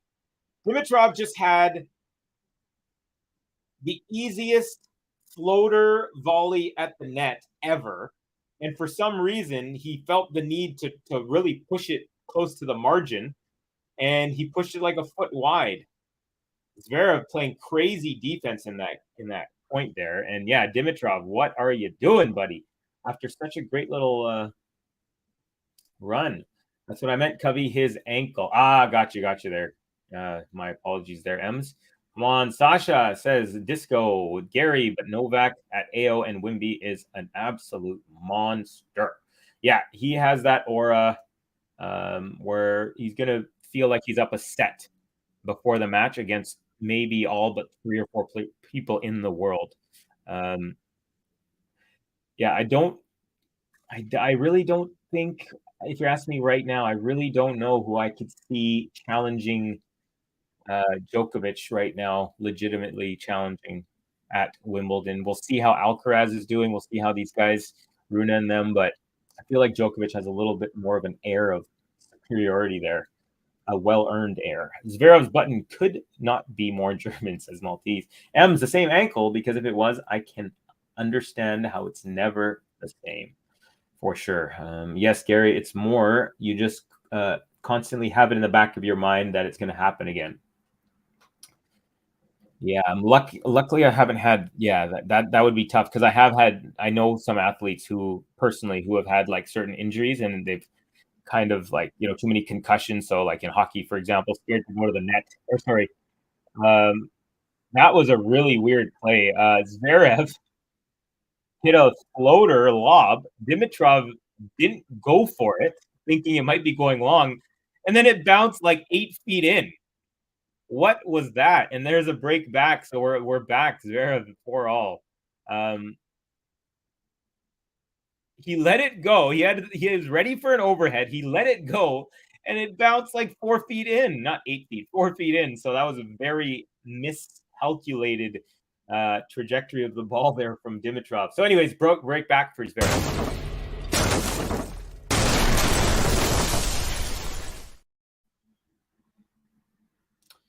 Manor saying Etcheverry took the first set 10-8 in the tie break, if anyone cares. I love how you always end with if anyone cares. Of course we care. We're tennis fans. Yep. I'm searching for tips now on how to avoid an ankle injury when you're running. Land on the balls of your feet. That would be my advice there. But sometimes you just, you just never know. There are accidents because you never know they're going to happen.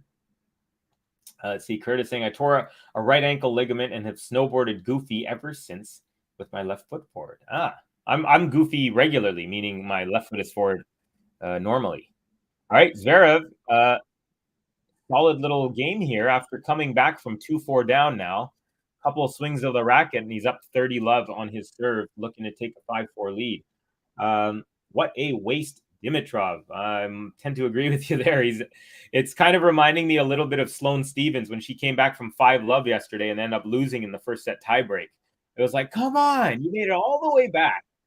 Might as well win the set. And then an ace out wide, setting up triple game point now. ZVEREV, it looks to be, again, it looks like that little run from Dimitrov has ended, and ZVEREV is kind of back on the front foot here. Gary saying, Snahill, I agree with you about Novak at those 2 places. I've been thinking about this a lot, wondering if Carlos will take Rafa's place and he and Novak will win all the slams for the next year. Could be possible. Dimitrov backhand into the net, and it's a hold to love. Finally, a hold to love here, folks. And ZVEREV now is going to force Dimitrov to serve to stay into this into the set.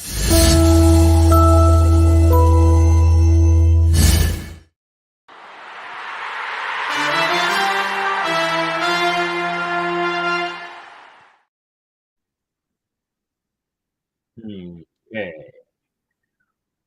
Max, play tennis and strengthen those ankles. That's other good advice. Oof, that sounds nasty, Curtis. $1 for every time I rolled my ankle, I have enough to ask for 2 songs. There you go. Wind, not much of a factor here. It's definitely been a factor on this court in this tournament, and it is a little bit windy, but it's not. Like for example, Alcaraz yesterday versus Musetti, there's such a pronounced wind difference that both of them, when they were on a certain side, were just going bonkers, like drop, because they knew that I'm taking that. In this match, they're not doing that. I don't think it's as pronounced. So it is kind of moving around, but it's not like it's not giving anyone a specific advantage. Also, by the way, I don't know if you guys, anyone's watching or not, but they have a brass band going on somewhere in the stadium. It just adds a cool atmosphere. This French crowd is really cool, man. They got the brass instruments. They have certain chants and songs that they do sometimes. Right now, they're doing the wave. The umpire is actually asking them to stop so we can get going. But by the way, here we go. Look at this stat: 11 points out of 11. 11 out of the last 11 points have been won by ZVEREV. So, yeah, anyway, so the answer to the win question, not a big effect. I had to give up dancing because of it. No! If I come to Ireland, we're not going dancing, Ems? That is such a disappointing thing to hear. And +1 from Dimitrov. Great serve out wide. Nice deep return, and then he tries to go inside out from the middle, but he goes just wide, and it's now love 15. ZVEREV 3 points away from a 2-sets-to-love lead. Okay. Dimitrov first serve is quite long. Thanks for the advice, Curtis, says Max. Scary, no one comes close to beating him at AO and Wimby, so I wonder why you are not getting more than 23. Well, Sale, he is 36. He just turned. Yeah, no, we just did a birthday thing on him at Kobe's Corner. I remember on the 22nd of May, I believe. Anyways, he just turned 36. He's not getting any younger, and the thing about these players is like the decline happens quickly. You're like on the top, and then one day they wake up and they're like, I don't know if I can win a major anymore. Like, what do I do? And I feel like Rafa now, like if Rafa comes back, let's be honest, and sorry to anyone who's a big Rafa fan, Ems, you guys, I know you all see Rafa come back. I 1,000,000,000% want to see Rafa come back competitively. But we got to wonder, is he going to wake up someday in the next few months and say, gosh, do I realistically have a chance to win a major? And that's going from a guy who won 2 last year to this year, us being like, I can believe we don't have it anymore. So that's the thing, Snehela, that I would be cautious of as a fan is like, thinking if you're like, oh yeah, he's the best here and there, and yes, he definitely is, but that best could be quickly taken away. Not hoping that it does or anything, but that's why I think, I think anywhere from like 1 to 4 more majors is realistic for Djokovic in the rest of his career. I think I don't think that's too little or too much. I think more than 4, I think I would be surprised. That's another whole year's worth. And even that might be pushing it, but you never know. And the one thing we do know is he is the most well-conditioned tennis player at his age that we have ever seen. That is an indisputable fact. So that's what he has going for. Okay, so Dimitrov now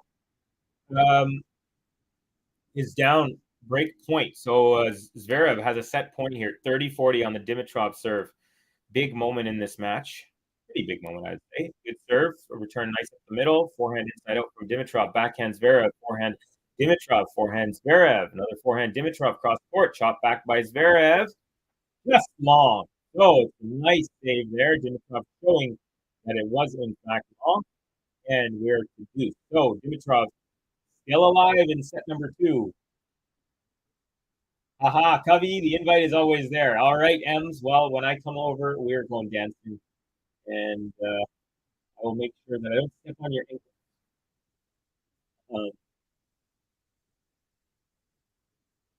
Snahill, I'm saying I think 24 is reasonable and should happen, but more than that would be a bonus if Nole pulls it off this week. I will change my game to love.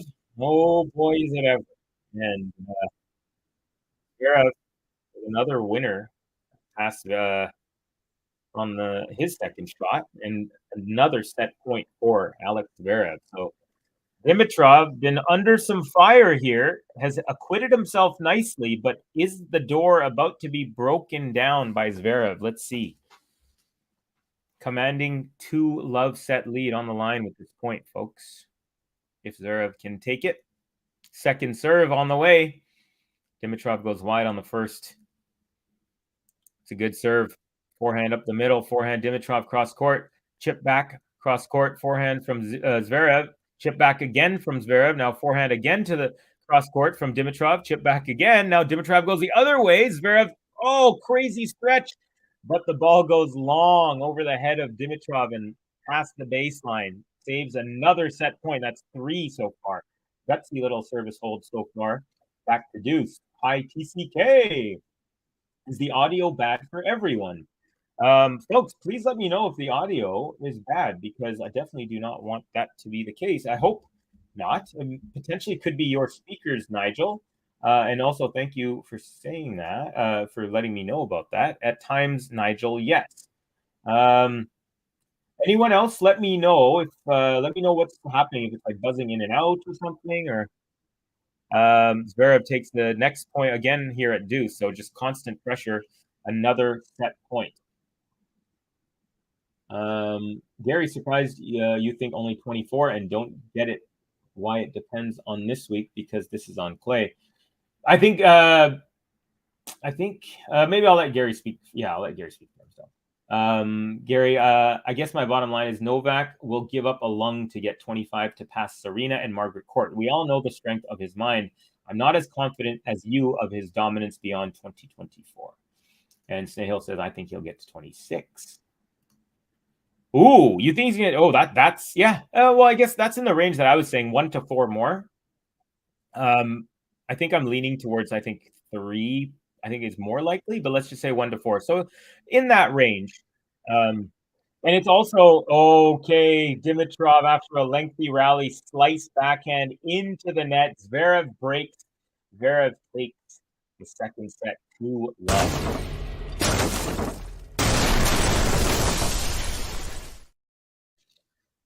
And one more button for the German. An hour and a half into it, folks. He's up 2 sets to nothing.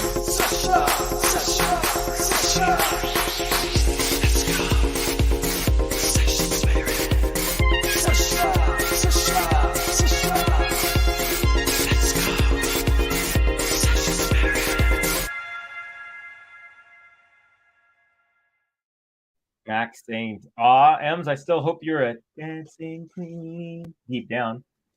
Yeah, Gary, you're right. Says Snahill, 26 works for me. Let's promise to be here in the chat when it happens. Boom. There you go. Yes. Covey, Rafa is superhuman. He's done it before, and he's more than capable of doing it again. I would love nothing more, Ems, than him to come back and just win Roland Garros. Like, imagine he comes back next year and just wins it and just blows everyone's mind. Like, that would be the most amazing thing that I could think of, quite honestly, short of Roger coming back and winning a major somehow, putting more pressure on the other two, forcing all of them to stay for another 6 years. Something just came up. Going to have to head out. Thanks, Covey and chat. No worries, Disco. Hope it's not an emergency or anything. And please come on back whenever you can make it. Ems, you're speaking the truth. Yeah, he is. I can't disagree. He is superhuman. He's one of my favorite players I've ever seen play tennis for sure. So Agree with you guys both on there. Where are you streaming this match, my friend? I'm streaming the match through a betting website called Bet365, which is available in Canada here. But depends on where you are for you. No audio issues. Okay, good to hear. Good to hear. So potentially it could be from the speakers of the people who are having the issue. Cheers, TMD. The Maltese disco mate. Here comes Mr. Zverev, not being a wise guy, but I was high on his Roland Garros chances months ago. More of a hunch, lucky guess, than any kind of clairvoyance on my part. Well, I think there's some knowledge backing behind these guesses, Gary. Max, I always love him. Curtis saying, I really wanted to see Rafa finish Wimbledon last year or play this year. People always underrate him on grass. Would have been awesome to watch him play Nick Kyrgios and potentially Novak. I mean, if we didn't get our 60th matchup between the two here at Roland Garros, it would have been awesome if we got it there last year. But alas, what can you do? King says, and it's probably saying Rafa is a king. We got, I guess this is Zverev's best slam, but I don't know. Well, I mean, he of course lost in the finals of the U.S. Open. So, but this is his best Grand Slam overall in terms of results. Even though he's gone further at other ones at the U.S. Open, this is the one with his best results for sure in his career. And I don't doubt Rafa at all. I just wonder if he can recover well enough to beat Carlos at Roland Garros next year. This time he'll be off for almost a year, and he will be 38 after all. Those are my sentiments exactly. Again, I don't want that to be the case. I want him to come back and just blow our minds, but just wondering how that's going to play out. Snehal, I think it's definitely his best slam stat-wise. It is certainly as Roland Garros is, even though, like I said, he hasn't made a final like he has at the U.S. I don't think people underrate Rafa on grass. Everyone knows how good he is. You know, I think there are some, I think these diehard big three fans who like all take shots at each other. You know, like one guy's a Rafa guy and he's making fun of Roger and Nole, and then you got the Nole fans who are making fun of Roger and Rafa, and then the Rafa fan, or you know what I'm saying, right? Those are the types of people who kind of will be like, oh yeah, he's not good on grass, and blah. It's like, come on, man, this guy's one of the all-time greats. He's won 2 majors on every surface. Just give it a rest. You know what I mean? Is Sasha having issues with umpire over his insulin again? If so, this is crazy. You know, so whenever I watch, there's never commentary. It's a feed that is just bare feed. I can hear everything in the stadium. I can hear the stands. I can hear the umpires through the mic, and then oftentimes I can hear them chatting. But I have not been able to hear anything of that regard, Ems. I know that happened in the previous match because I was calling that match against Tiafoe, and I was utterly shocked. But again, I didn't actually hear it through my TV or my speaker, my headphone. I heard it through the people in the chat, and I was actually disgusted / surprised that the umpire would not let him take his insulin shot. It's like, bro, this guy's gonna faint. It's not just like he needs it to, you know, eye drops or something to help clear his eyes. It's like, you know, it's a legit thing. I can't think of a player who took a whole year off and reached the top of the game again. Look at Serena. Yeah, it's pretty rare at that age, especially. That's the thing, guys. You don't think Rafa's coming back? I get it. No. I think he's coming back. I'm certain he's going to come back. I'm 100% certain of that. I'm looking forward to that. I was actually hoping when he announced, he's like, "Oh, I could be off for a month or 4 months. We'll just have to wait to see what the body says." And in the back of my mind, I was like, please come back for the hard court swing. Please come back for the hard court swing. And then I saw him on the crutches, and then they were saying like he's pretty much officially pulled out. So Zverev, first game here, serving, and got one of the luckiest bounces ever. He just hit a volley into the net, popped up about 1.5 inches, crawled over, and lands on the Dimitrov side, forcing a deuce. So break point saved from Zverev, and a beautiful serve out wide. Dimitrov, it would have been a winner had it made it over the high part of the net, but it was not able to. So advantage Zverev now. Sorry, we're not trying to rain on anything. Don't worry, Rafa is coming back. He's going to come back and he's going to win Roland Garros 2024, maybe even the Olympics. You know what would be sick, I think? If Alcaraz and Rafa played doubles in the Olympics. That would be some juicy stuff right there. I consider we Novak fans lucky we didn't have to face a healthy Rafa at Wimbledon last year. If nothing else, I am pretty objective. I would very much agree with that, Gary. Margaret Court had a child and came back to win 3 straight slams, I think. Did not know that. Good information. I know she's not. She's closer to being public enemy number 1 than anything else in the tennis world, but that shows you something. And I mean, we do have women who have mothers who have won, of course. So that also is pretty much a long time off as well. Maybe not a full year, but I think in some cases probably has been. Now, I think, Curtis, you were asking about wind. Now it's really gusting. You can actually see the dust flying off the court. Right now, Dimitrov is waiting to serve because his shirt is just flailing like crazy. Has not been anything like this at all in the match. So this is a new development here. It looks like it has calmed down. His shirt isn't waving as much, but there's definitely a big gust, bigger than we've seen so far. Okay, here we go. Love won here in the 3rd set. And Dimitrov serving goes +1 forehand into the net. Love 15. Ems, I do think Rafa is coming back. I just think about Serena, who is as dominant as anyone in tennis history. She just couldn't make it back all the way back. Let's see. Dimitrov first serve out wide is wide, so second on the way. It's a good one up the middle. Return nice and deep. Forehand ZVEREV, forehand Dimitrov, another forehand ZVEREV, backhand Dimitrov, and it lands just long. It did look a little weird, the follow through. It's like he kind of extended the motion, like he mishit it or something.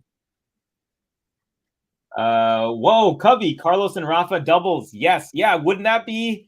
I mean, I'm sure the whole country of Spain would just be salivating for that to happen. I was just wondering about wind because of that misjudged lob. Probably got into Augusta players. Honestly, I don't think that was the case. You could tell on his face that right away when he did that, when he misjudged that lob, you could tell that he was like, "What am I doing? I totally misread that." That's the sense that I got. Whereas this gust of wind is like proper.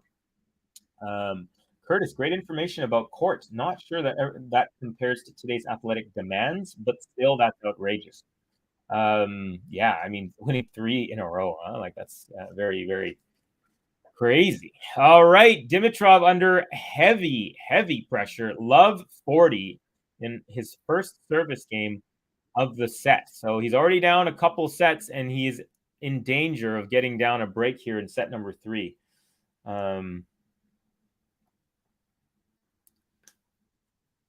I serve up the... Oh, no, it's not. It's a little long. Thought it might have clipped the back of the line, but it did not. Second serve. So ZVEREV looking to break at Love off of a second serve.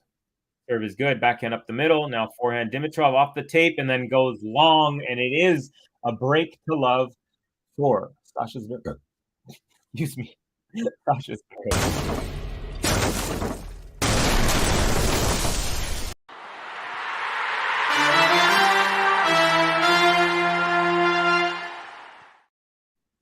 I'm saying I actually couldn't care less if he doesn't win another slam. I just want to enjoy the last year of my idol who has provided me with amazing moments the last 16 years.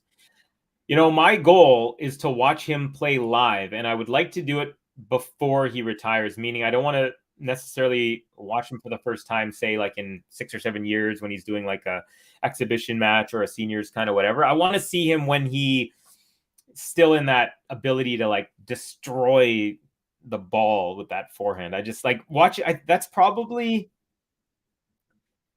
the number one thing I want to see in tennis live is to watch Rafa hit a forehand with my own eyes and no TV, just boom, him right in front of my face. That would be that's the number one on the checklist. I have other things like I need to watch Novak play. Of course, I want to watch Alcaraz. He's my favorite, as you all know. I need to watch him play as well. Em was saying that his shots are like rocket. No, he said bullets yesterday because Ems was actually watching him a few days ago. Game, set, match, says Snahill after the break. One of my many tennis isms, the cream rise to the top. Zverev had an injury that threatened his career, yet here he is threatening to win RG. He's one of the elite players. No doubt about it. No doubt he belongs in that group. Where in that group, he has to find his way, but he does belong in the group of the elite tennis players. And that was a bad injury. He could have just maybe not had that attitude and come back, but he loves the game. We definitely want to see Rafa win one more. Yugoslav saying, I would love to Rafa come back, but after that long time, I'm afraid he will be rusty. 1 year of no playing matches on tour league mark. Yeah, but he'll be back. We'll get to enjoy him. Dimitrov, nice forehand up the middle, chip back from Zverev, and then an amazing angle from Dimitrov on the backhand. And surprisingly, Zverev actually got to that and put a racket on it, but it goes into the net. So Dimitrov, after losing 4 straight points on his serve, now has won 3 straight points on the Zverev serve, and it is triple break point for him. So trying to get that boomerang break right back.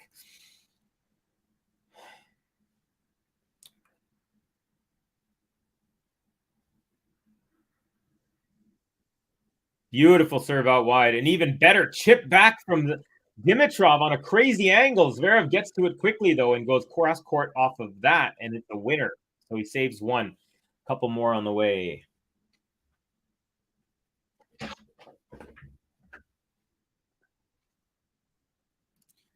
None of us are ready for a farewell tour from Rafa. That is very true. Ems, I hope I can be like you and enjoy the twilight of Novak's career after watching Rafa's. I wonder if either of them will keep playing when they know they can't win anymore. I honestly don't think either of them will. Andy Murray's different. I think Andy Murray was like, I didn't really get to finish my career on my terms due to injury, so I still have a deep love for the game. Yeah, I probably won't win another big title potentially, but I still love being on the tour day in and day out. I love everything of it. That's amazing. Roger, I think he was like, okay, got the knee problems, got the 2 knee things. I'm going to come back to Wimbledon and hopefully be competitive and then kind of see where it goes and then kind of ride out my career. But just wasn't able to happen. He wasn't able to come back and play singles again. And I think he was just like he's one of those guys. I don't think the top of the top of the top have the luxury of saying, I'm going to keep playing just because I love it, even though I can't win. Because I think there's a fear of tarnishing potentially the legacy, even though I don't think it actually would. There's just that fear lingering above their heads. And I do wonder about that. I do wonder because, there's guys like Stan Wawrinka, like Andy Murray that we're talking about that, a lot of guys their age would be retired already. They would be done. They know they can't maybe win another major, but they just love it so much. They know that this is my last chance to do what I love for the rest of my life on this tour as a pro. But I just don't think the luxury is the same for the big 3 because there's something more like royal about them or mythical and magical about them, if that makes sense. Keep continuing on here. Covey, I've been there up close, 15 to 20 feet away. It's unreal and amazing. The Rafa forehand, right? I mean, the pop on the strings is just like, I could literally be listening to people play tennis and then I hear the Rafa pop and right away I'll be like, Rafa's somewhere around here. That's how amazing and distinctive. And it also follows up with his, but it's the pop of the strings that like these pro players that you feel. It's like there's this visceral feeling to the way that they hit the ball. It's like there's this beauty, precision, and violence all mixed together. And Zverev back to deuce on his serve. So just like last set, took an early break and then had a really, really tough time holding his serve. Dimitrov kind of took momentum, but then Zverev took it back at the very end after being down 2-4. So it kind of feels the same here, where Zverev took a 2-love lead real quick, and it looked like he was going to cruise, and now all of a sudden he's just a pretty long service game again. So Dimitrov just keeps randomly putting the pressure on at different moments of the match. There we go. Zverev, second serve, backhand return Dimitrov, backhand Zverev, backhand chip Dimitrov, backhand Zverev cross court, backhand chip up the lines Dimitrov, chip back forehand, And now Dimitrov runs around the backhand, goes up the line. And another forehand from Zverev off the tape, but lands in. Dimitrov goes up the line, backhand chip from Zverev. Dimitrov now at the net. Zverev tries to pass him, but his running forehand goes into the net, and it's a greatly constructed point, well-constructed point, I should say, by Grigor Dimitrov, and he has the advantage now. Covey, you should try to watch Carlos if you can. Totally worth it. Now, if Carlos comes to the Laver Cup, which apparently it's like they take the top ranked players, they give them the shot first. So I'm pretty sure they've probably offered it to him or something. But I know he hasn't been confirmed. If he's going 100%, even if it's like $600-700, I'm going to pay it because I need to watch that guy play live. But I'm more urgently, like if I had to choose, I mean, obviously Rafa's not playing now these days, but like in the next couple months, but like I more urgently need to watch Rafa because I feel like I'll have time with Carlos. So if I had to choose between like, watching the two live, I would have to choose Rafa first. But if Carlos is coming to Vancouver for Laver Cup, I am 100% going to do it no matter what. And I'm going to try and sneak down to the front row too. Let's see here. Gary to Curtis, right now I am of the mind that I would like to see a Sasha and Steph win any slam that Novak doesn't win. No offense to fans of Holger, Carlos, etc. Yeah, no, it's very common sentiment online, Twitter and stuff among the Nole fans. It's kind of fun. I feel that Zverev is getting to that stage where if he doesn't win a slam quick, he might never win one. Yeah, I think definitely. I mean, that's a very, very commonly thought out thing. I think Zverev, out of the ones who haven't won, I feel like he has the best chance. Tsitsipas, I feel like he has maybe like at his, again, if he can get to, and then he does hold after that really long service game once again. So consolidating the break.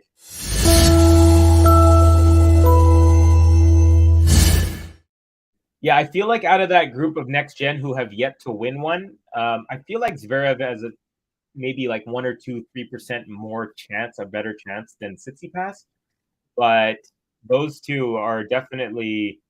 I really have no idea. If someone were to ask me right now, Covey, tell me, are Tsitsipas and Zverev, are either of them going to win a major in their life? I'd be like, I don't know. Could be a yes or a no for both of them. I really can't put a precise answer on that. I'm going to cruise down a little bit here. Crazy to think that at this point, Sasha, Medi, Tsitsipas only have one slam combined. Yeah, definitely. The vast majority, says Gary, of all-time great athletes play way beyond their ability to be at the very top. There are exceptions, Tom Brady, but most of them don't live in reality. I mean, Wayne Gretzky, for example, greatest hockey player of all time. The last year of his career was the first time he ever did not get over a point per game. So you could argue that he was still like he was really close to it, but it was the first time ever, which is like, kind of unheard of. So he kind of went out near the top. Jordan, of course, went out near the top twice, but then came back twice. And then, so beauty, precision, and violence. Covey is on a roll today. Thank you. And said roll. There you go. Thanks, buddy. It's all freestyle, buddy. Gary, the reason we want these guys to keep going is because they prove to us time and time again that they can. For sure. I mean, what was the best match of the tournament so far, folks? Let's think about it. On the men's side, I should say. Well, I'm going to give you the answer. It was Monfils. And why? Because he proved it to us that against all odds, after having not won a match as a father, after having no legs whatsoever, after being down 4-love in the fifth set in a night match in Paris, something that he was physically designed as a human being to do is to play night matches in Paris as the hometown favorite. Those are the things that we live for. Like that match provided so much joy to me that I can't even describe to you guys. So, truth to what you're saying fully there, and absolutely fully agree there. There's been some sort of argument on a call. The umpire came down, was having a chat with Dimitrov. I was in the middle of ranting, so I didn't really catch what they were saying. But it looks like Zverev is up love 15 on the Dimitrov serve. And again, the wind is starting to play a little bit as Dimitrov kind of waiting for the gust to slow down. Oh, beautiful serve out wide.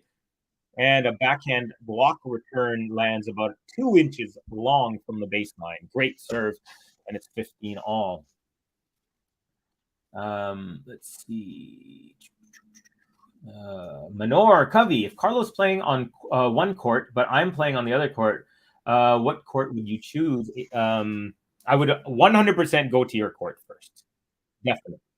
Then, after, you would win double bagel, because I know you would, in about 15 minutes. Then I'd be like, oh, I still got plenty of time. So that's my answer. Gary, LeBron is there as well. Yeah, still at the top.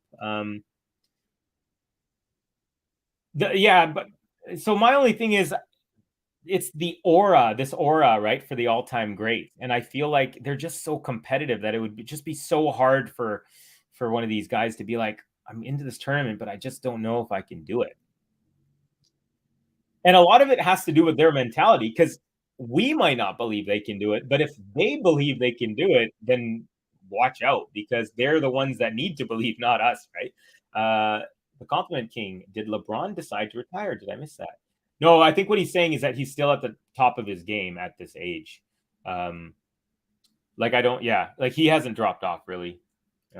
Carlos has to go to Laver Cup. I'd be shocked if he didn't. Yeah, me too. I just wonder why they haven't announced it yet. At first I was like, because they announced the first few people at the beginning of the year, and I thought, okay, Alcaraz has been injured. He didn't play Australia. Didn't start playing until the Golden Swing in South America.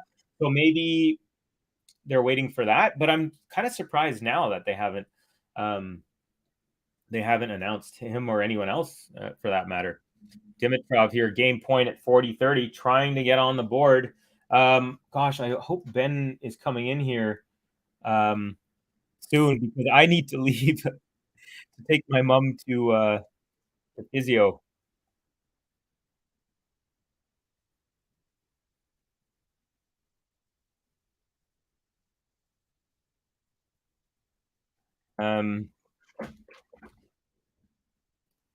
Sophia, Carlos doesn't give me the Laver Cup vibe. Covey, I completely agree with you and Ems about Monfils, Nadal, etc. But will Rafa or Novak be happy with just winning one match?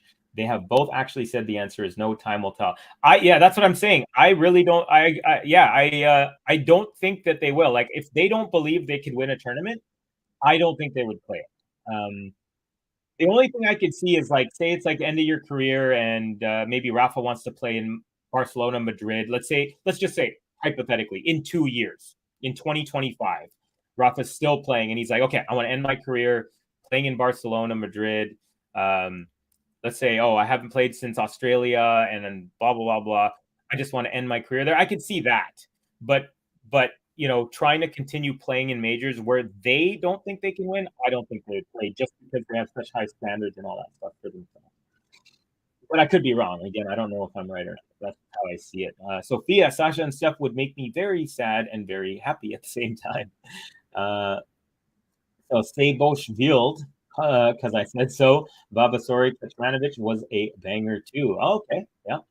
Talking about some other good matches. But to me, the Monfils was definitely shout out Covey's mom. Love that, Manor. That Wild match against Medi was definitely amazing. Vavasori Kecmanovic didn't catch that one. And even that Runa Cerundolo was a really fun match here. Looks like Ben might be in here. There we go. All right, folks. So it looks like in a second I will be handing off the reins to one of our fearless co-leaders. He goes by the name of Ben. And before I leave, letting you guys know that it is Zverev serving, down love 15, and he's still up a break at 3-1. All right.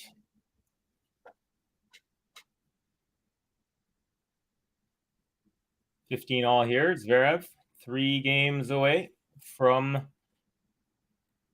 spot in the quarterfinals.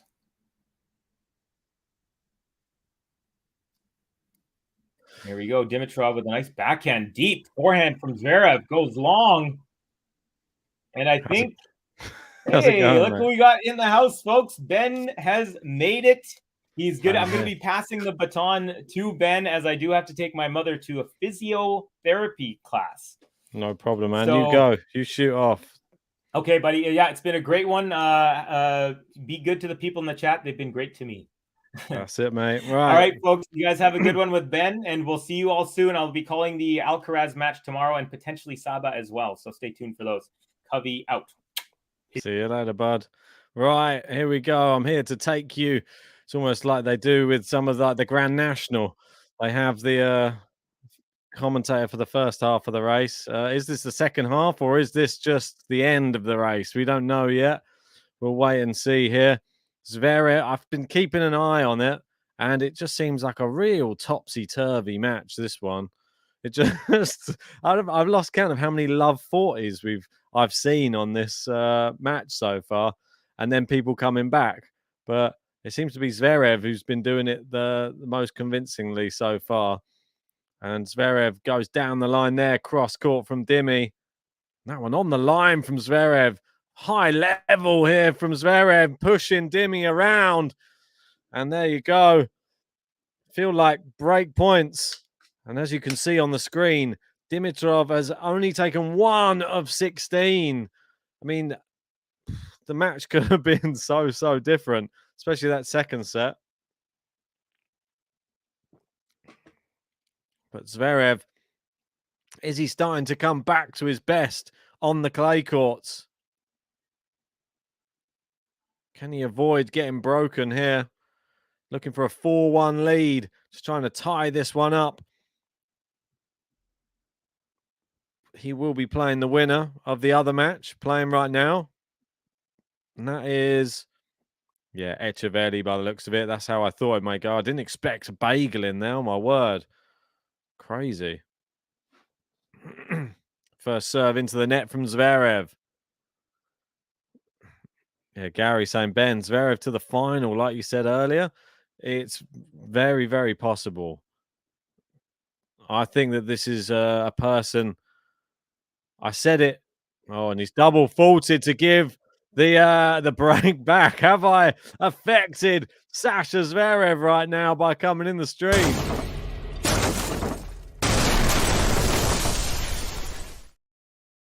And Grigor back on serve in the third.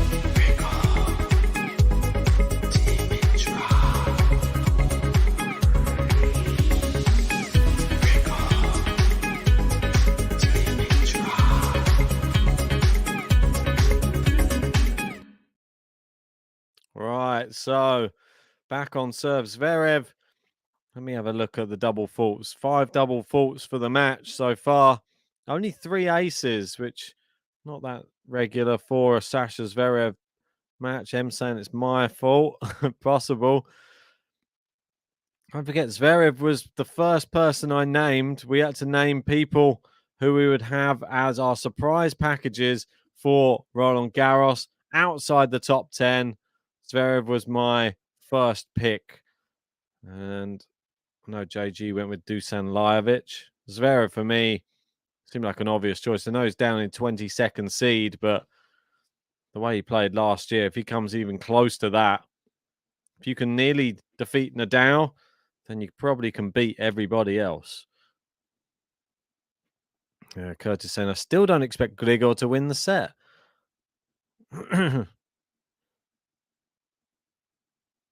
Right, so Dimitrov serving. We're back on serve, but does that mean anything in this match? Probably not. Good serve from him there. Goes drop shot. Really good one there from Dimitrov.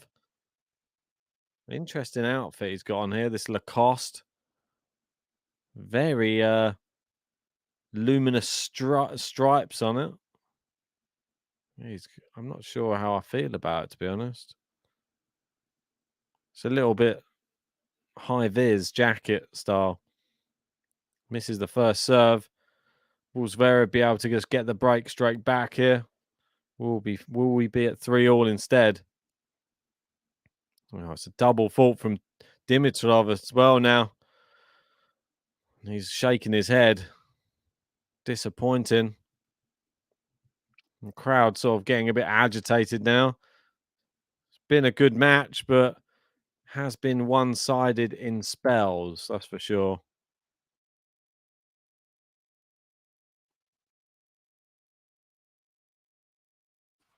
Dimitrov serving just wide. Second serve. Going to take this one on. Good serve. Zverev back in play. Looping it down the middle. Good slice there from Dimitrov. And that's a brilliant forehand win across court from Dimitrov there. This is actually equaling his best ever French Open performance this year. Fourth round in 2020 was the best that he was able to achieve. Prior to this, he was in the third round last year. Can he get to the quarterfinals, which would be his best ever result? Looking unlikely, but never say never in tennis. Oh, and Dimitrov with an error there. He did go out to Stefanos Tsitsipas. And that was the year Tsitsipas went out in the semi-final to Novak Djokovic in 5 sets. Djokovic eventually losing in the final to Rafael Nadal, the famous bagel in the final. Good serve there from Dimitrov. Oh, he's hit the baseline with that next forehand, going very deep, keeping Zverev about 3 meters behind the baseline. Angle is crazy from Dimitrov there on the inside-out forehand. 40-30. Good play there from the Bulgarian. Desperate to get this one over the line, I bet. Oh. Compliment King in, saying, feel like I need speciality party shades when hearing the Dimitrov button. Well, why not? I'm all for it. Zverev with a good return there off the serve. Dimitrov down the line with a flat forehand. Now inside out forehand. Zverev with a good backhand cross court. Forehand very deep from Zverev. Dimitrov can only play defense. And Zverev not taking advantage of that. Going backhand to backhand now. Drop shot from Dimitrov. Oh, it's beautiful. Brilliant drop shot. And he levels up the third set at 3 games apiece.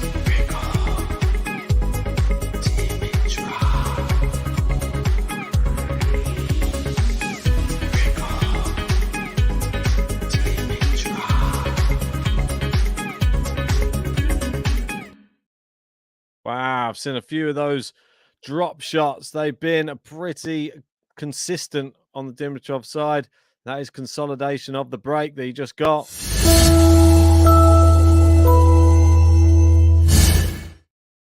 How long will it continue, though? That's the big question.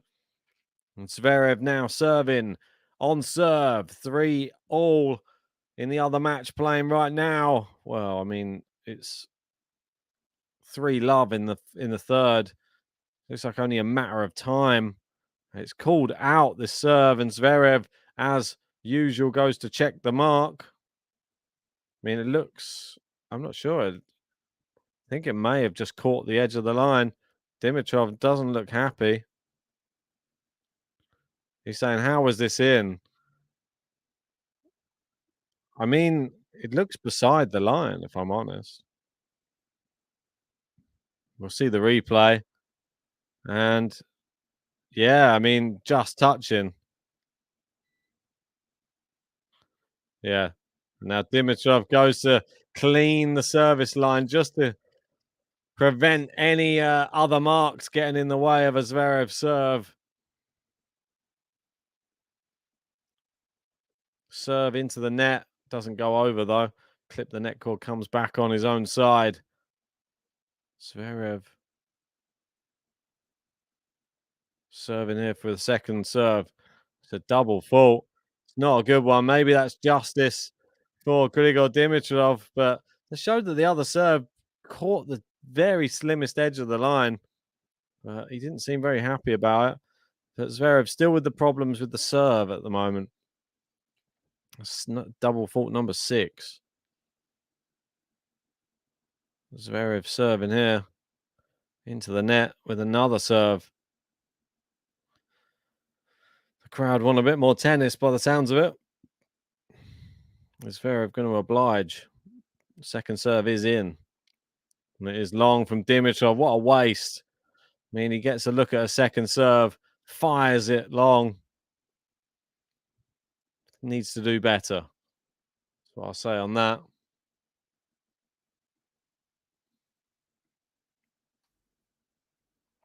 Right, serving here, 30-15. Great serve, back in play. Good depth from Dimitrov on the return. Inside out forehand from Dimitrov, answered by Zverev. Very good backhand deep. And into the net from Dimitrov. 40-15, Zverev starting to pull away in this game. Only takes one big shot from Zverev on that backhand side. And Dimitrov is in the wrong court position. He's caught out of position completely. And Zverev serving here. 40-15. Amazing serve. Wow. Down the tee. And he stops the rot. And 4-3 ahead. And Dimitrov with a massive service game coming right up.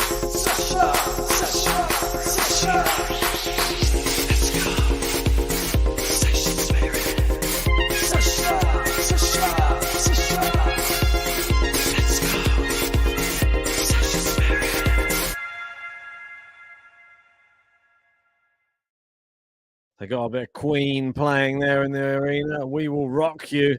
Well, Zverev rocking a 2-sets-to-love lead. In the other match, Etcheverry 5-love up in the third. Could be a force to be reckoned with here in this tournament. He's absolutely destroying Nishioka after a close first set. 6-love, 5-love in the next 2 sets. That is impressive. Doesn't matter who you are at this sort of level, a 4th round of a slam, to be having that type of scoreline against anybody who's still left in the competition, that is impressive. Etcheverry, maybe etching his name into Roland Garros folklore. Maybe he's etching his name into the trophy come the end of the 2 weeks. We'll have to stay tuned. Could we have a big surprise winner at Roland Garros? Serve just wide. Yeah, Asim saying a letdown by Dimitrov expected. A better performance. And Dimitrov's serve has been checked. And it's been confirmed that it was in, not out. Did he get the point? No, he just gets another first serve. Snail saying Ben Nishioka has a medical timeout, so I don't know, or had one. I don't know about Etcheverry. Yeah, well, at least he's continuing. Fair play to him. Choosing to play out the match rather than just conceding. Serve in from Dimitrov. Good forehand to forehand. It's the drop shot from Dimitrov. Zverev gets there with the forehand. Dimitrov loops it over Zverev, who smashes a forehand back cross court. Nice winner. You have a feeling that now is the time for Sasha Zverev. Now's the time to break.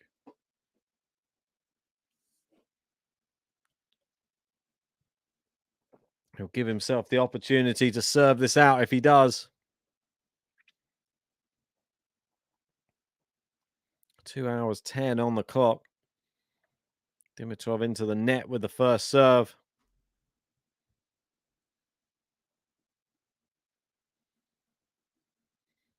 Serve is in. Drop shot again, but this one's poor. I mean, it's into the net.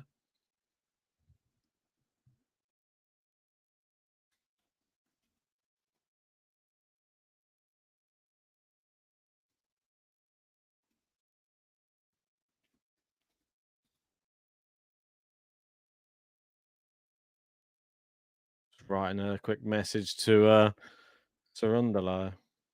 Why not?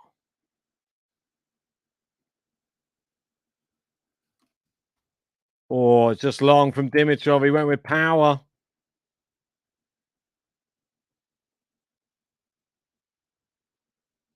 There is love 40, and I was only saying when I arrived, how many love 40s had there been?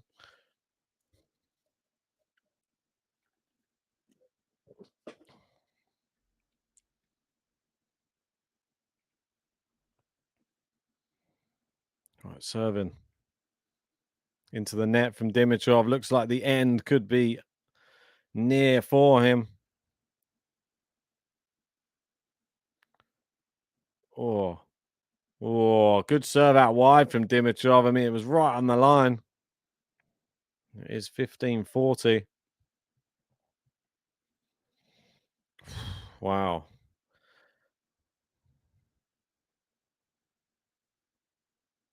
Serving now, 15-40. Here comes Dimi. Puts it out wide. Zverev goes cross court. Dimitrov. Wow, massive forehand winner. It hits the baseline. That's what he's capable of.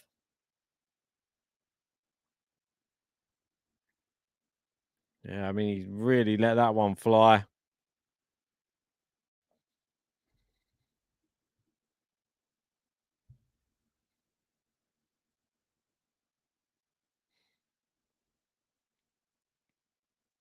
Serve into the net.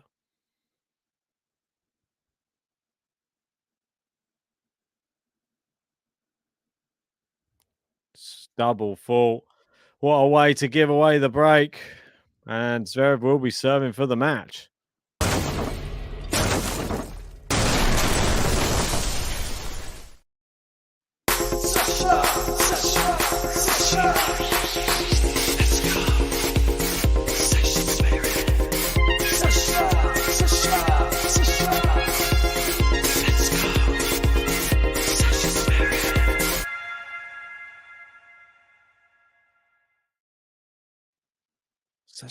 Sasha.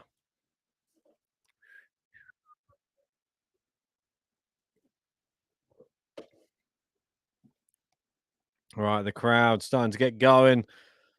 Starting to chant. I'm not sure if this is for Zverev or for Dimitrov at the moment.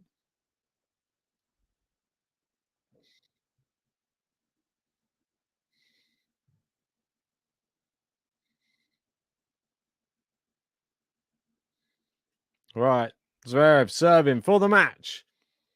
Place in the quarterfinal, where he will face Thomas Martin Echeverri. By the looks of it, well, Echeverri about to get broken back, but I think he'll get it done.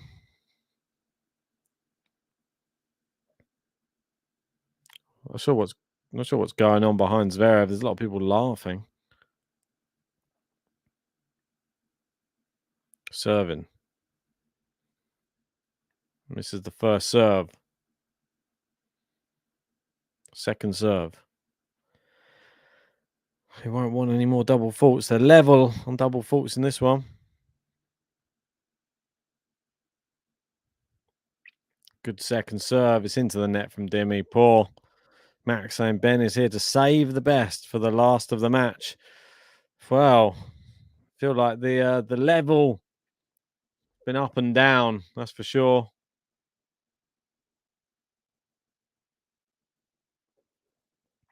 Zverev serving 15 love.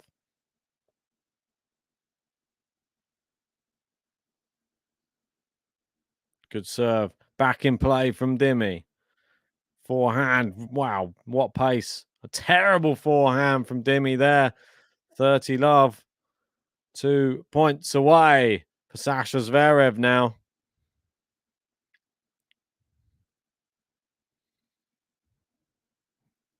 The box looks a bit disinterested over there. Zverev serving. 30 love. Good serve. Good return, though. Back in play. Oh, and Dimi's forced him backwards with that really deep backhand. 30-15. Is there any signs of life here from Dimi?